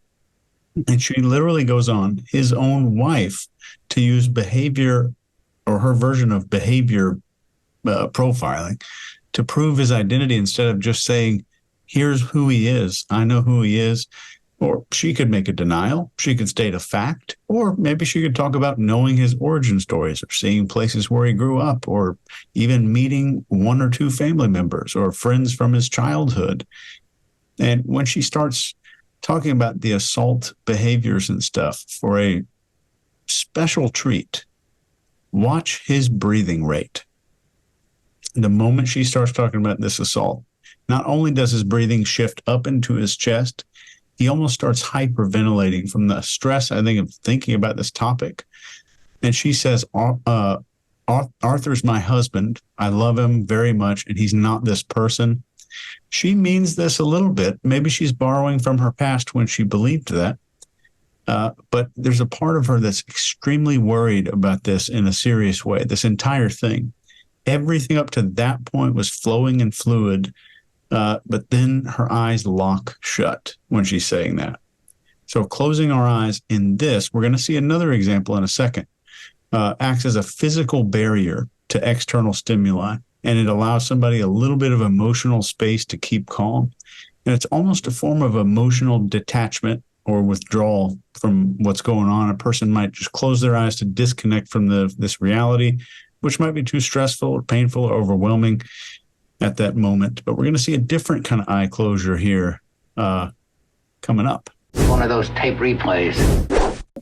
Miranda, what do you think of this situation that, again, basically everybody here and the authorities in the United States say the person you're sitting next to is not who you say he is, and that he's a serial liar, someone who faked his death, and also a serial sex offender in the United States? Well, I know my husband inside out. I've been with him a number of years now, and I think a husband and wife, you get to a very close level that you know everything about each other, and you know characteristics and how you act together. What I read about this Nicholas Rossi, whatever his name is that he from what I read, is he's done some pretty terrible things, and how he acts, and he seems to have done them over a number of years over his life, and he seems to do it consistently. So since my husband and I have been together, he has been a gentleman, he has been kind, he doesn't show any characteristics which frighten me, make me feel uncomfortable. I'm a pretty strong woman, and I've been through different long-term relationships in my life, and I know what to look for. And I think when you make that decision to marry someone, you have to make sure that you know that person inside out. And after 3 comas. Absolutely, after 3 comas too. And from what I read about this Nicholas Rossi is that, you know, he has a history of, you know, sexual assaults and things like that around women. And I think, you know, if you have that type of tendency, you can't hide that. I think that comes up time and time again. And my husband has shown sort of no tendencies at all that has ever frightened me. So, you know, I know my husband very well. All I can say is to be in this situation is quite bizarre. That's all I can say. You know, I went from, in September, my husband catching COVID in hospital, 3 comas, which in itself has been so distressing, so traumatic. 5% chance of living. Absolutely. And I could have almost have been a widow, you know, and that was told to me time and time again. And the sheer number of times that he went on a ventilator meant that his survival rate was just going down and down and down. So to come out of that and for my husband to be a COVID survivor, to then be met with this bizarre story, this international story, which is pretty crazy. We're just a normal couple, average couple with 2 dogs, you know, doing very normal things in our lives. And to be in this media storm is pretty horrendous. And to have press at your door, really scared to go out for a pint of milk and, you know, because of the press intrusion, it's been very, very hard. But together, we're going to fight it together because, you know, Arthur's my husband. I love him very much. And, you know, he's not this person. There's no way. It's probably a 40-year-old chair, probably 50-year-old chair. This place has got a lot of vintage stuff. Kind of cool place, but this chair is not one of them. And just finally, I know I asked you this before. You can't show me your bicep further up your arm? Not at the moment, but and then at a later date, where I can email you photos or show them to you live if you're into that sort of thing. What was that? I'm sorry? I said I can email you photos later on, or I can show them to you live if you're into that sort of thing. Okay, so you can't write. You can't. You're saying you're not going to roll up your sleeve to show me right now. I'm saying I can show you live if you're into that sort of thing. Or I'll email you photographs later. It's up to yourself. Well, if you can do it now, sure. Well, that would require undoing my oxygen mask, removing my blazer, my shirt. That's it. And to be fair, like, it would be extremely difficult because Arthur can't walk, and I literally have to lift him up. So it's very difficult because he can't wait. He can't loop there on his feet. All right, Greg, what do you got? Yeah, there's more good repeats by this interviewer. Great job not letting the guy off the hook, keeping the push. But this guy's just not going to answer anything factually. Look at all those single shoulder shrugs, I think is his right, when he's talking about sending you pics. And then he says, if you're into that sort of thing, I'll show you live. And then she looks amused. Look at her eyes. Look at that smile in the eyes. And then she does something that you rarely see in people. I call it the hallmark of a smartass. And that is when you purse your lips and pulse them. Watch her doing that. She thinks he scored a 0.2. She thinks that's funny. She thinks that's good. That, for me, in the midst of all the rest of this stuff, there's a problem. Chase, I'm sure you saw people like this in the military too, in your years of being in different places. You don't get them much when you get to ops, but you run into people who will fake an injury not to have to do something or not to have to be accountable. I'll tell you, when I went through SEER school, the guy that was our senior ranking officer faked a neck injury, and we had to carry him around tied to a gurney, held up vertically the whole time just to make a point. Don't fake anything. There's a guy that was in my platoon one time who fell on the run and said, "Oh, I can't finish the run." I said, "Today." And the next day I had him right back out there trying to finish his PT test. So some people think that's a way of getting out of it. And I think all this stuff is just him doing that. Do you believe anything about these guys by watching her do this kind of smart ass thing, him trying to get a one up? This is about clearing your name. We don't see any of that. Chase, what do you got? Yeah. I completely agree. It's hilarious. And he offers to show it live, I think 2 times. and then just does a complete retraction of that. And she's obviously completely complicit here, in my opinion, but I wonder if there was a transition period where she totally believed him, and then cognitive dissonance kept her invested in this relationship. And once you make a couple of agreements to hide a couple of things, the psychological stress of just breaking out of that identity is extremely uncomfortable. And we humans are all of us, experts at resolving psychological discomfort that we call cognitive dissonance. But we tend to resolve it in ways that aren't really healthy or rational. And most of the time we'll double down on something just because we've taken a few steps in that direction.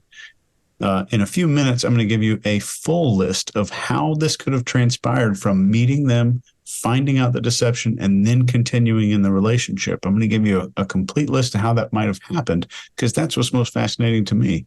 Mark, what do you got?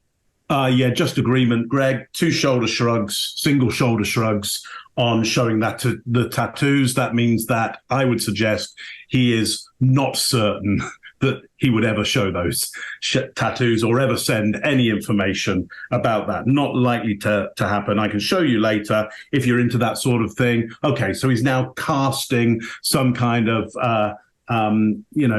sexual innuendo onto this interviewer.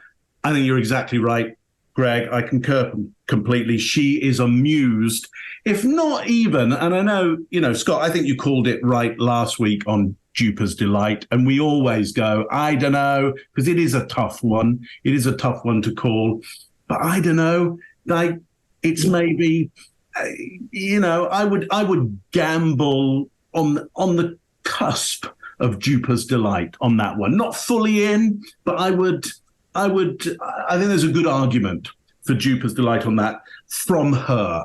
So to the point of, is she complicit? I think you're right, Chase. She is at this point. Does it mean she was complicit from the start? Well, I don't know that, but I'm interested in hearing some arguments as to, yes or no on that. But is she complicit at this point?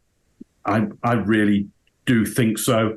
It's interesting, Greg, you were saying, faking of illness.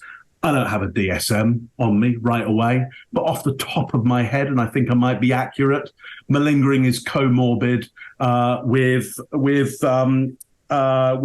narcissistic complex. So that makes sense. I can imagine the two things. Well, I can't imagine it. I mean, it's statistically accurate that the two things go together. So he says, I can't walk. More suffering, but maybe he can't walk. Maybe he can't. Well, we'll see a little bit later. Let's hang in there till the very end, because we're going to see whether he can walk or he can't walk, and whether this is malingering, comorbid with narcissism or not. But yeah, I think she's complicit at this point. Scott, what do you got on this one? Yeah, this is his story. He's saying nothing really when you listen to him.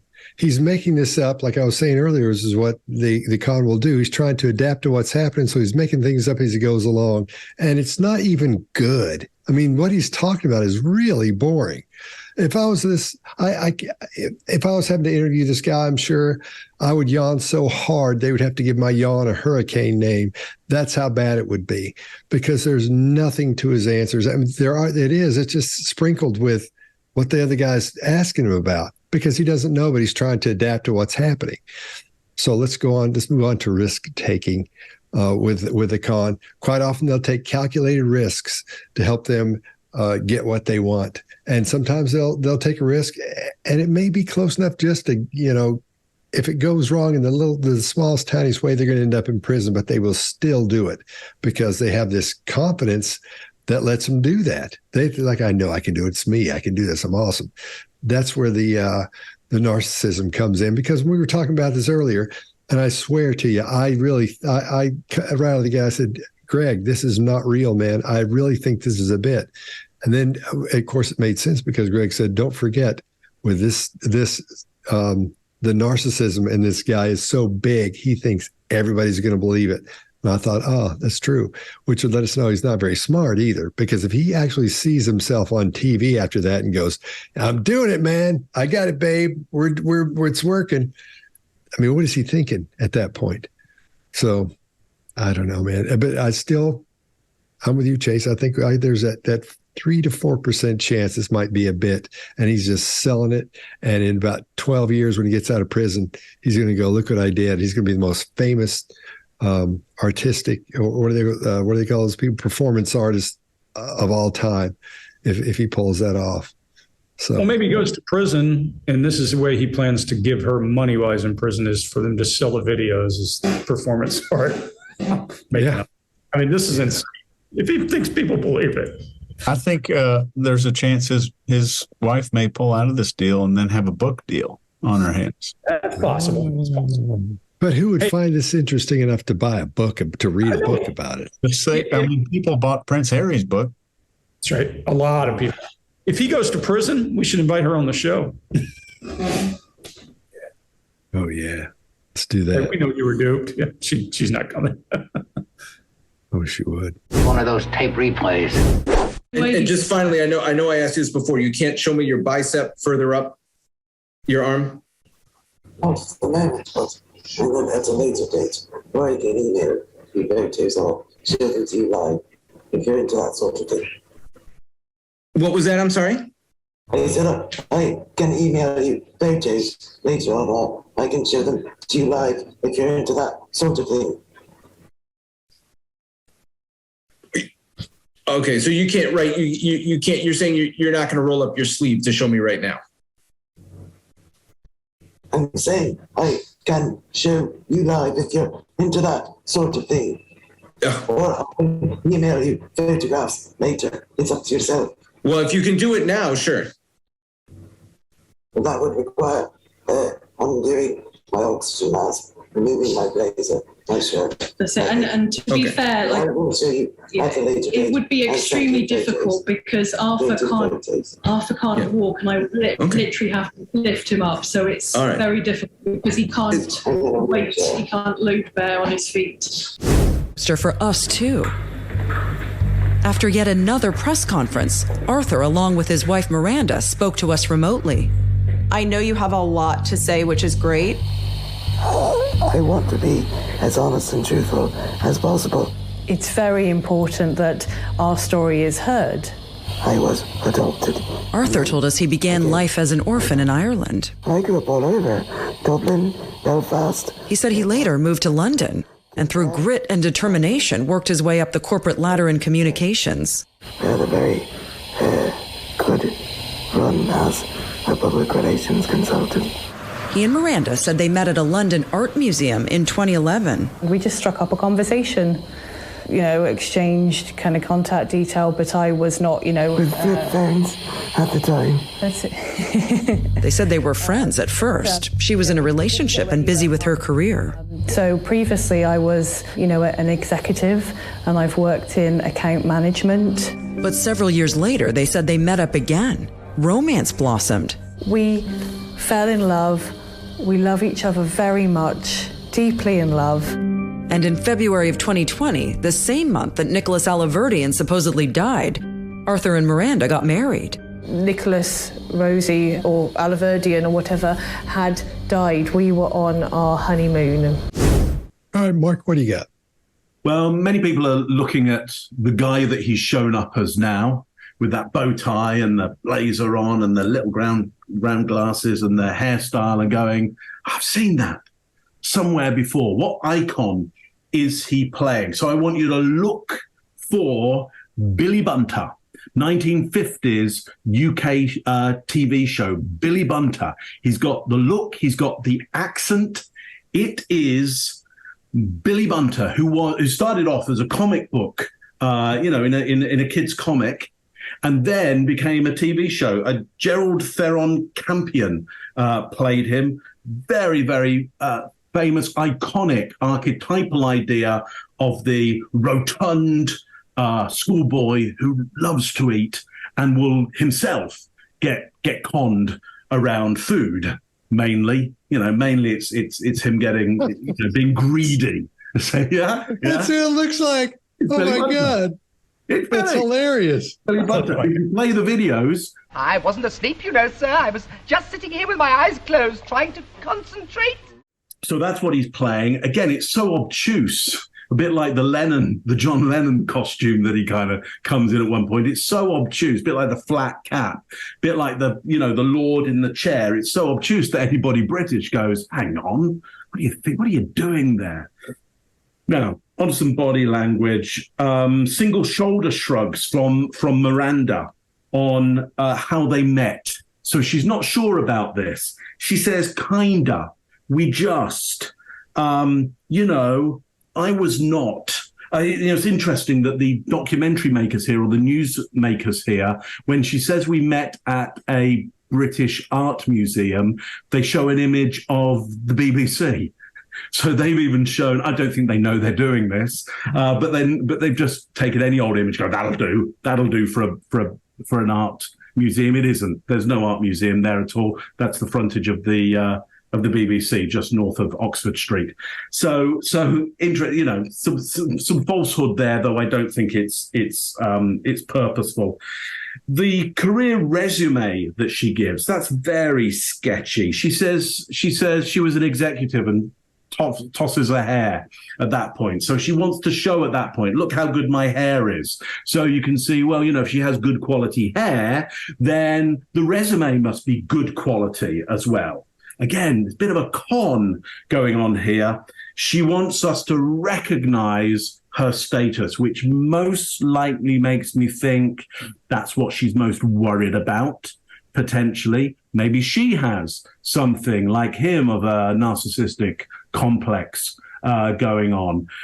Maybe they both feed off each other around that. Maybe she saw that this Sir Bernard Chumley character that he played, this defunct lord, other people would fall for that as well and think, what a good husband she's got. Quite aristocratic, quite a good kind of Oxford chap. She seems to have, for a girl from from the West Coast, who talks like this, quite a good catch for her to get the Oxford chap.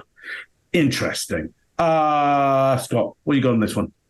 All right, you may be familiar with this, Mark. Lunatics, the show with Chris Lilly. Do you know what that is? Yeah. Okay. He does, and if you get a chance, it's on Netflix, watch that. It's hilarious. It's one of my favorite things to watch. It's called Lunatics. And this guy, Chris Lilly, does these, plays different characters throughout all the episodes. And there's one character he does of a girl who has gigantism. I guess that's how you say it correctly, gigantism. And his wife reminds me of that girl, since we're pointing out people they look like, who they remind us of. That's who she looks like. Because when I first saw that, I remember thinking, looks like Chris Lilly. So if you get a chance, look that up, because that's who she looks like. Let's talk about elusiveness. The con is great at covering their tracks. When they've done something and they get away, man, they're tough to find. And if they've done something and they think you're onto what they did, they can hide what they've done. And they plan ahead, no matter what happens. They think to them, not every time, but quite often they'll think, how can I make sure nobody finds out about this? What can I do to guard from this? So quite often they'll maintain a low profile by using fake names and use different bank accounts, and they'll create fake identities, and they'll do all this horrible stuff and then go be somebody else somewhere else. It's about the guy I'm telling you about here. Now he's in Canada, the guy I was telling you about earlier, the psychopath and con. He's in Canada pretending he's a fisherman. And so he deals with fish and has supposedly been doing that for, 30 years. And he hasn't been doing that, but as long as he's been in Canada. So, and I wish I could add more body language stuff to this, but again, like I said before, it's just, I can't get into it at all. Not even a little bit. Greg, what do you got? Oh, this one is just bleeding body language. I'm with you, Mark. I wondered, you trumped my Mr. Potato Head with that. I can't match that.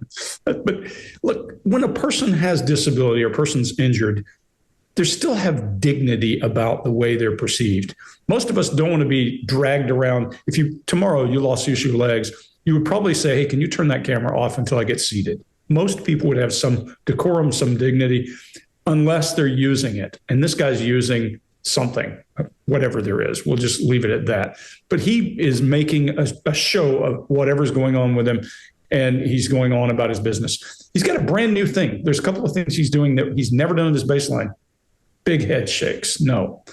Then he uses the words, I want to be, not I am being truthful, honest. He says, I want to be as honest as I possibly can. Well, why don't you? That would be what I would ask him when he said this. But he does it. And then there's two places in here, Mark. She's doing the closed eye talking with one shoulder. It's interesting to me, that first one. The second one's where they met, and she does the one shoulder, quite a bit of moving. When this guy starts telling the interviewer where he's lived, he does really hard eye contact, what we call a romancer in the true crime workshop. And when people are telling lies of commission is when they're most likely to eye lock with you, because the rest of them are pretty easy to hide. But when I lie about where I was born, what I did for a living, I better damn well pay close attention to you and make good eye contact and make sure you're believing me. And lies of commission are my favorite, because I go, hold on a second. You did what? You are PR for who? Okay, I know a bunch of people in business. Let's pull up our LinkedIn accounts to see who we know. Guess what? That guy's not going to have any of that stuff. It's going to kind of fall apart. Again, he uses some nebulous words. He doesn't say, I did this. He had, what did he say? I had a fair amount of success. What does that mean? Let's just ask. What does that mean? And Mark, I think you're dead on about her. There's something else going on here.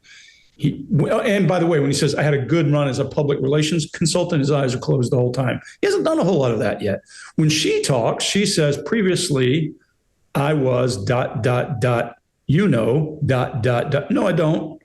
An executive, and I have worked in account management. Well, if you got a resume that says I'm vice president of sales, vice president of operations, I'm an executive, you say that. You don't say I was an executive and I did some account management. There's just so much garbage here that you can't look at it. And Scott, I get why you don't want to do the body language. There's just so much garbage here. This is like, these guys are broadcasting everything we've been teaching for 3 years on this show. Chase, what do you got? So there's two types of eye closure when somebody's talking. And this video is the perfect way to show you both of them in one clip. In the first instance, you'll see her close her eyes, but her shoulders go wild, almost like the woman we profiled from the Houston, Texas case. Don't know what her name was, don't care. Yeah. This massive spike in uncertainty and discomfort is happening here. But when her eyes close, her face remains neutral. So you're also going to see her head fall downward. Her chin comes down. And this eye closure is what you're going to see when somebody is emotionally blocking themselves off from a topic that's not comfortable, or they're reluctant to think about something that's coming up. So this is big. Pay attention to when this eye closure happens. Second time you'll see eye closure is the other type, where a person is doing it to express false humility while maybe patting themselves on the back while saying something that they might be proud of or they think is impressive. And you'll see this specifically right when she's telling you she was an executive. And the difference in these two is the postural adjustment to increased confidence, as she says, the executive part, animation of the face, the eyebrows going up. That's how to spot the difference between these two eye closure behaviors. And finally, Nicholas had died. We were on our honeymoon. That's the ending of a book where one personality dies and then we go off. This other person's gone now, and now we're going on the honeymoon. This is very telling in a lot of ways. It's like she's saying the old him was gone, and now they started a new life together. One of those tape replays. For us, too. After yet another press conference, Arthur, along with his wife Miranda, spoke to us remotely. I know you have a lot to say, which is great. I want to be as honest and truthful as possible. It's very important that our story is heard. I was adopted. Arthur told us he began life as an orphan in Ireland. I grew up all over. Dublin, Belfast. He said he later moved to London and through grit and determination worked his way up the corporate ladder in communications. I had a very good run as a public relations consultant. He and Miranda said they met at a London art museum in 2011. We just struck up a conversation. exchanged kind of contact detail, but I was not, With good friends at the time. That's it. They said they were friends at first. She was in a relationship and busy with her career. So previously I was, an executive, and I've worked in account management. But several years later, they said they met up again. Romance blossomed. We fell in love. We love each other very much, deeply in love. And in February of 2020, the same month that Nicholas Aliverdian supposedly died, Arthur and Miranda got married. Nicholas Rossi, or Aliverdian or whatever, had died. We were on our honeymoon. She says Arthur was in a medically induced coma and put on a ventilator. After 3 months, though, he woke up. So Arthur makes it through this, but your whole world has been turned upside down. I was with him in his room, and 2 police constables came into the room, and I looked up and I thought they had walked into the wrong room. What'd they tell you? They said that it would be sensible for me to actually leave the room because of what was going to be said. And Arthur said, no, my wife knows everything. There's no secrets between us. Secrets. Can you also tell us what happened in that room and why they told you they were there? I just, remember words of 2008, Utah, rape, America, and it all didn't make sense. She heard police calling Arthur Nicholas Rossi. They said that international law enforcement agencies were trying to bring him back to the United States. I made it clear I'm not Nicholas Rossi, but people choose to believe what they want. Were you read your rights? Were you handcuffed? I was told I was under arrest for rape in Utah, and that's all I was told. Once he left the hospital, he faced a judge in an extradition hearing where he proclaimed he was not Nicholas Rossi. So now the judge would have to rule first on his identity before deciding if he should be extradited. Are you losing confidence, sir? Months went by with hearing after hearing, but no ruling from the judge. Nicholas, you've completely failed to pull the wool over their eyes. Sir, how can you possibly claim not to be Nicholas Rossi now? Are you Arthur Knight or Nicholas Rossi? He made front page news. A lot. We were once a normal family, but thanks to the media, our lives have been interrupted. And we'd like privacy, and I would like to go back to being a normal husband. Right, I'll go first on this one. When's the last time you saw somebody who was in a coma wearing glasses? What do you need glasses for? I wear glasses. I've never been in a coma, but I don't think I'm going to need them if I'm in a coma. Think about that. You've got to be kidding me. And then neither one of them said, you know what? We can't show that picture. Why? Because I'm wearing my glasses. Oh, yeah. And another thing that bothered me about this guy, as they're pushing him through that crowd in one of those wheelchairs, he's doing the same thing a stroke victim would be doing. His hand is curled up and he's doing the classic, what you see when someone's had a stroke and they're in a wheelchair, because I think in his case it was the right side. I think it was the right hand is curled up and his hand is brought into a little ball like this. When that really gets on my last nerve, having dealt with stroke patients before, because that's.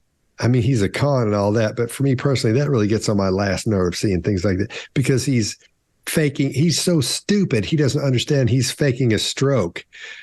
I just don't. I can't get down with this guy, man. I think this is a bit. It has to be a bit, you guys. I'm telling you. Somehow, Greg, what do you got? Okay, I'm not even going to cover a whole lot of body language since you brought up the outlandish stuff he's doing. I'm just going to point out one piece of body language. Back to that choppy talk and smooth breaths. The most outlandish claim he made was he has tattoos on his upper arms because somebody in the hospital tattooed him while he was in a coma. Yeah, what he said? Yeah. He actually says in the interview, well, the only reason I have tattoos on my upper arms is because somebody tattooed me while I was in a coma. Maybe that's why they put the glasses on so he could check it. Wow.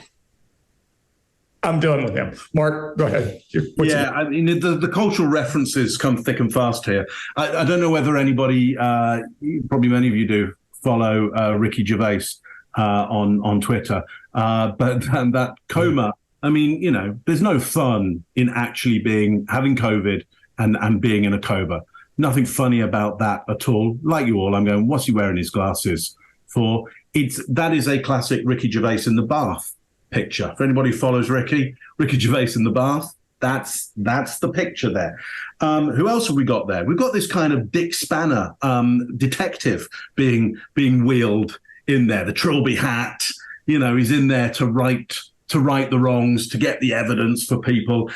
Coming out again, you got Lennon or Ringo coming out, doing the peace sign. There's another image of him, and he seems to be doing the peace sign down, and it's like the Pope. He's like he's got his own Pope-mobile, and he's doing this kind of low-key benediction as he gets trolleyed around. I mean, it's all over the place. But here's where it really falls up or falls down or goes in an odd direction for me, is he tries out his Dublin accent throughout this. He tries out his Irish accent. You can spot it in. He says, "That's all I was told," but he says, "That's all I was told." So he's trying to get this. He's testing out. Could he play the Irish at this point? Now, of course, if he was born in Dublin, but then he grew up and had a terrible childhood in Northern Ireland, everybody would know Southern Ireland isn't Northern Ireland, and the Irish accent is very, very different in Northern Ireland. Nothing like the Dublin accent. So I don't know where he had this terrible childhood in Northern Ireland, but didn't pick up the Northern Irish accent instead of this Dublin accent, which he's testing out at this point. It is, well, as we've seen with others of his type, it's a gathering of all kinds of ideas. It's a collage of a personality, because there is no real, or there's no personality or background that he wants to display, that he's proud of, that he wants to go, here's who I am. So he's had to put this thing together, this brand together. And as you well know, brands are made up of all, like a bird makes a nest, of all the little bits of string and paper and wool and wood that they can pick up in all kinds of places to create this nest, often just for a year, and then it falls apart because it's not made of anything particularly solid. That's what he's done. He's grabbed all these little pieces and he's put them together into a nest just for the next few years until he moves on to the next place. Chase, what do you got on this one? Yeah, he might even go as far to say he's doubling down on the accent. Oh, very good, sir. No. Will you be here all week, Chase? Okay. Wow. You're driving home tonight. Don't forget your cars, ladies and gentlemen. Two things that I will cover here. When somebody is struggling for oxygen, they don't take these rapid breaths like this. This is acting. A person struggling with oxygen supply, I've seen many, will take air as they need it. They will try to take in deep breaths. Here's why. And this will happen no matter how emotional they are. This is because your brainstem is more powerful than your limbic system. The lower it is in the brain, the more control it has over everything above it. And this overrides all the higher parts of your brain, everything you think might be important, like pretending to struggle for air. This is why you cannot hold your breath until you die. The brainstem will take over the entire show and make you breathe. So the brainstem, if we are struggling to breathe, we've moved from facing social consequences down to the bottom of Maslow's pyramid of I might die. That takes control and that takes charge. And we're not seeing that here. So it looks like a big old faker. But maybe not. Let's see in the next video. Yeah. When I was a kid, I told my dad I was going to hold my breath till I died. And he was a doctor. I said, "Oh, well, sit over here and do that. I want to watch this. I got to see this." He said, "Sit down over there. I got to see this." Obviously I couldn't do it. So I started the fake thing where you're holding, but you're breathing through your nose and all that. And he was like, "This is great." And he would just kept looking at me, "This is great. I've never seen this." And from a scientific, point of view, and he explained everything to me as I was sitting there. One of those tape replays. She says Arthur was in a medically induced coma and put on a ventilator. After 3 months, though, he woke up. So Arthur makes it through this, but your whole world has been turned upside down. I was with him in his room. And 2 police constables came into the room, and I looked up and I thought they had walked into the wrong room. What'd they tell you? They said that it would be sensible for me to actually leave the room because of what was going to be said. And Arthur said, no, you know, my wife knows everything. There's no secrets between us. Secrets. Can you also tell us what happened in that room and why they told you they were there? I just, remember words of 2008, Utah, rape, America, and it all didn't make sense. She heard police calling Arthur Nicholas Rossi. They said that international law enforcement agencies were trying to bring him back to the United States. I made it clear I'm not Nicholas Rossi, but people choose to believe what they want. Were you read your rights? Were you handcuffed? I was told I was under arrest for rape in Utah, and that's all I was told. Once he left the hospital, he faced a judge in an extradition hearing where he proclaimed he was not Nicholas Rossi. So now the judge would have to rule first on his identity before deciding if he should be extradited. Are you losing confidence, sir? Months went by with hearing after hearing, but no ruling from the judge. Nicholas, you've completely failed to pull the wool over their eyes. Sir, how can you possibly claim not to be Nicholas Rossi now? Are you Arthur Knight or Nicholas Rossi? He made front page news. A lot. We were once a normal family, but thanks to the media, our lives have been interrupted. And we'd like privacy, and I would like to go back to being a normal husband. But I can't, because I can't breathe, I can't walk. People say that's an act. Let me try to stand up. Let me try to stand up. Exactly.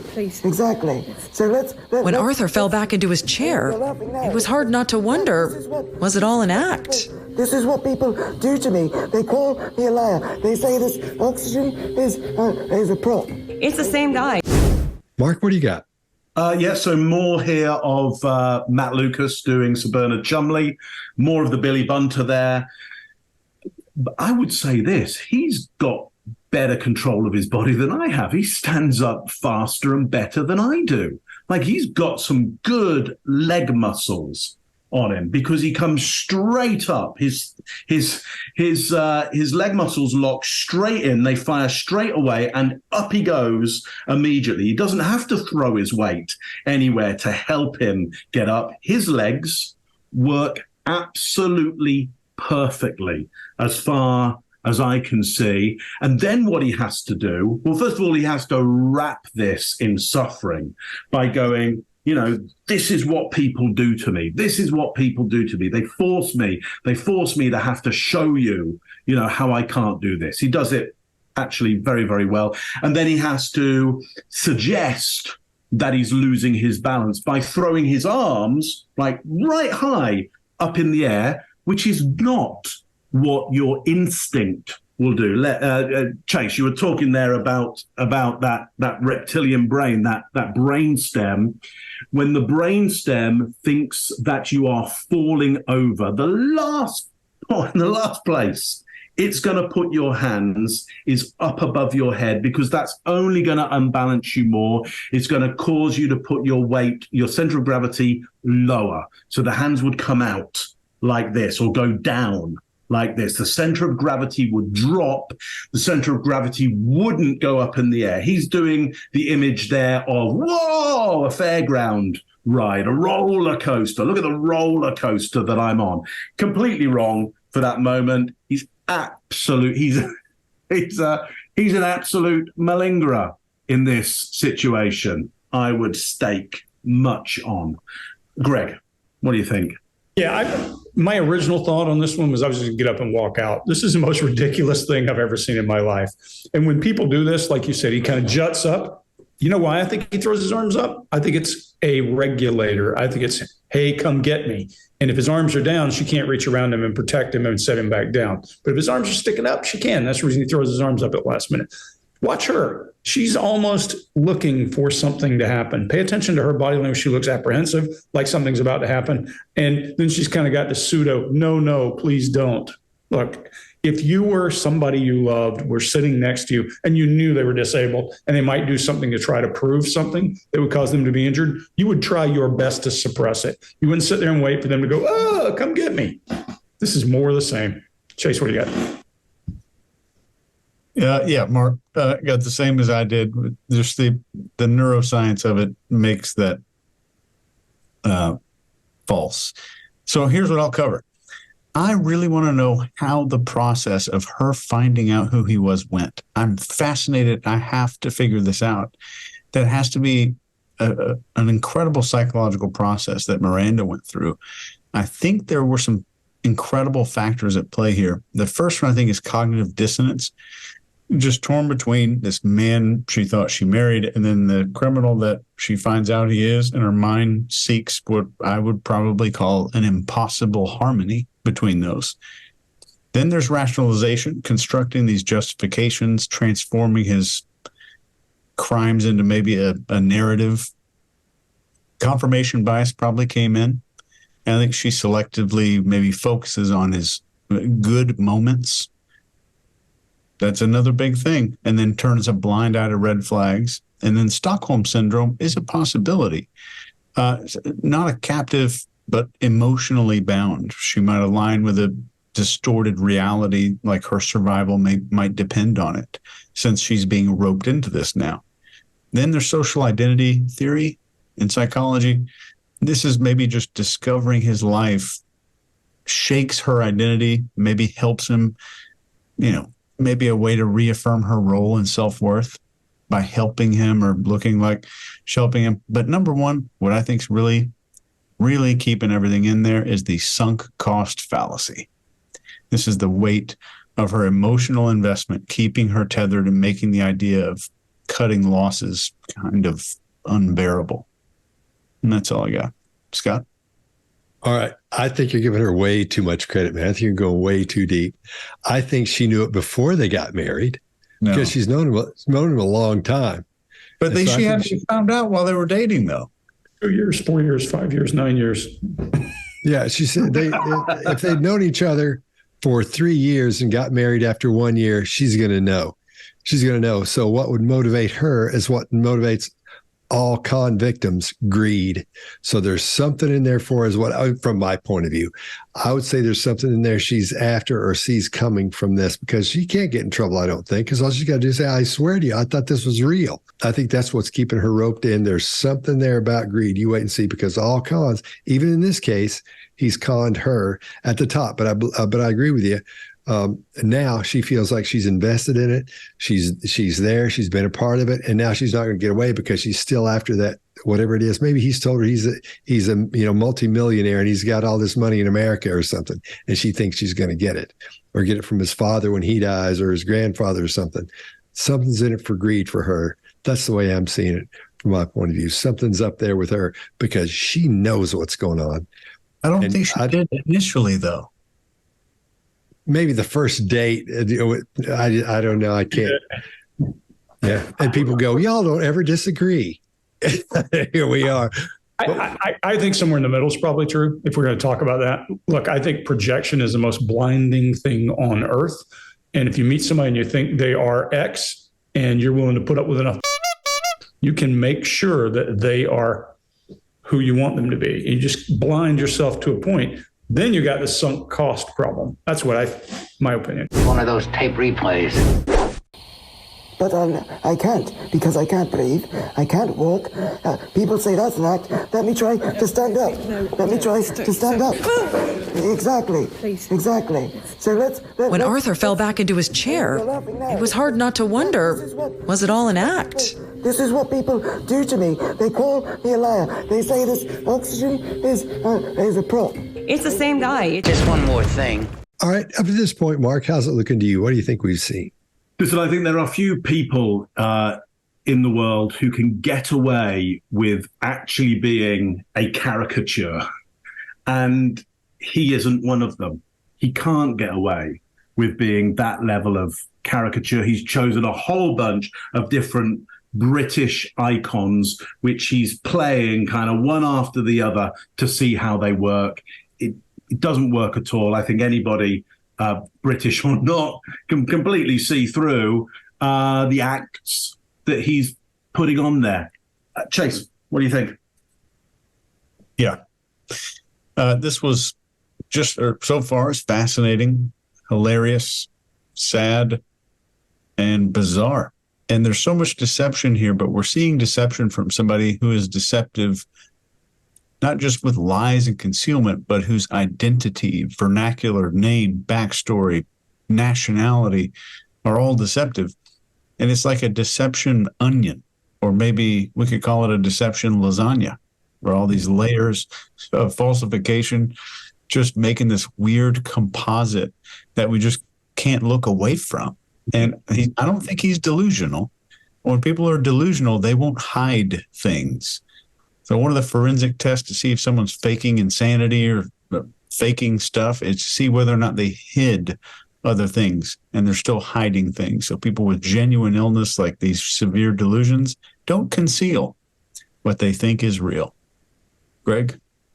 Yeah, when we talk about, I call people onions all the time. I agree with you, or pearls. And the interesting piece, Mark, you used an analogy about a bird's nest being a temporary thing. We are just like a bird's nest, but we're a permanent set of knots that stay here forever. And we're complex. The problem with this guy is if he were lying about a thing, he might get away with it. But he's lying about everything. And the weirdest part is, did anybody yet figure out why he can't walk? I can't breathe well enough to walk far. Okay, I got that. Why can't he stand up? Nobody ever gave a reason for that, but he's got wheelchairs and all this kind of stuff. This guy's got so many layers of stuff that he can't even keep it straight. I think Abraham Lincoln famously said, no man has a good enough memory to be a good liar. Scott, what do you got? All right, I'm going to be quick and to the point. I think he's full of All right, fellas, I think this is another good one, and we'll see you next time. The Behavior Panel.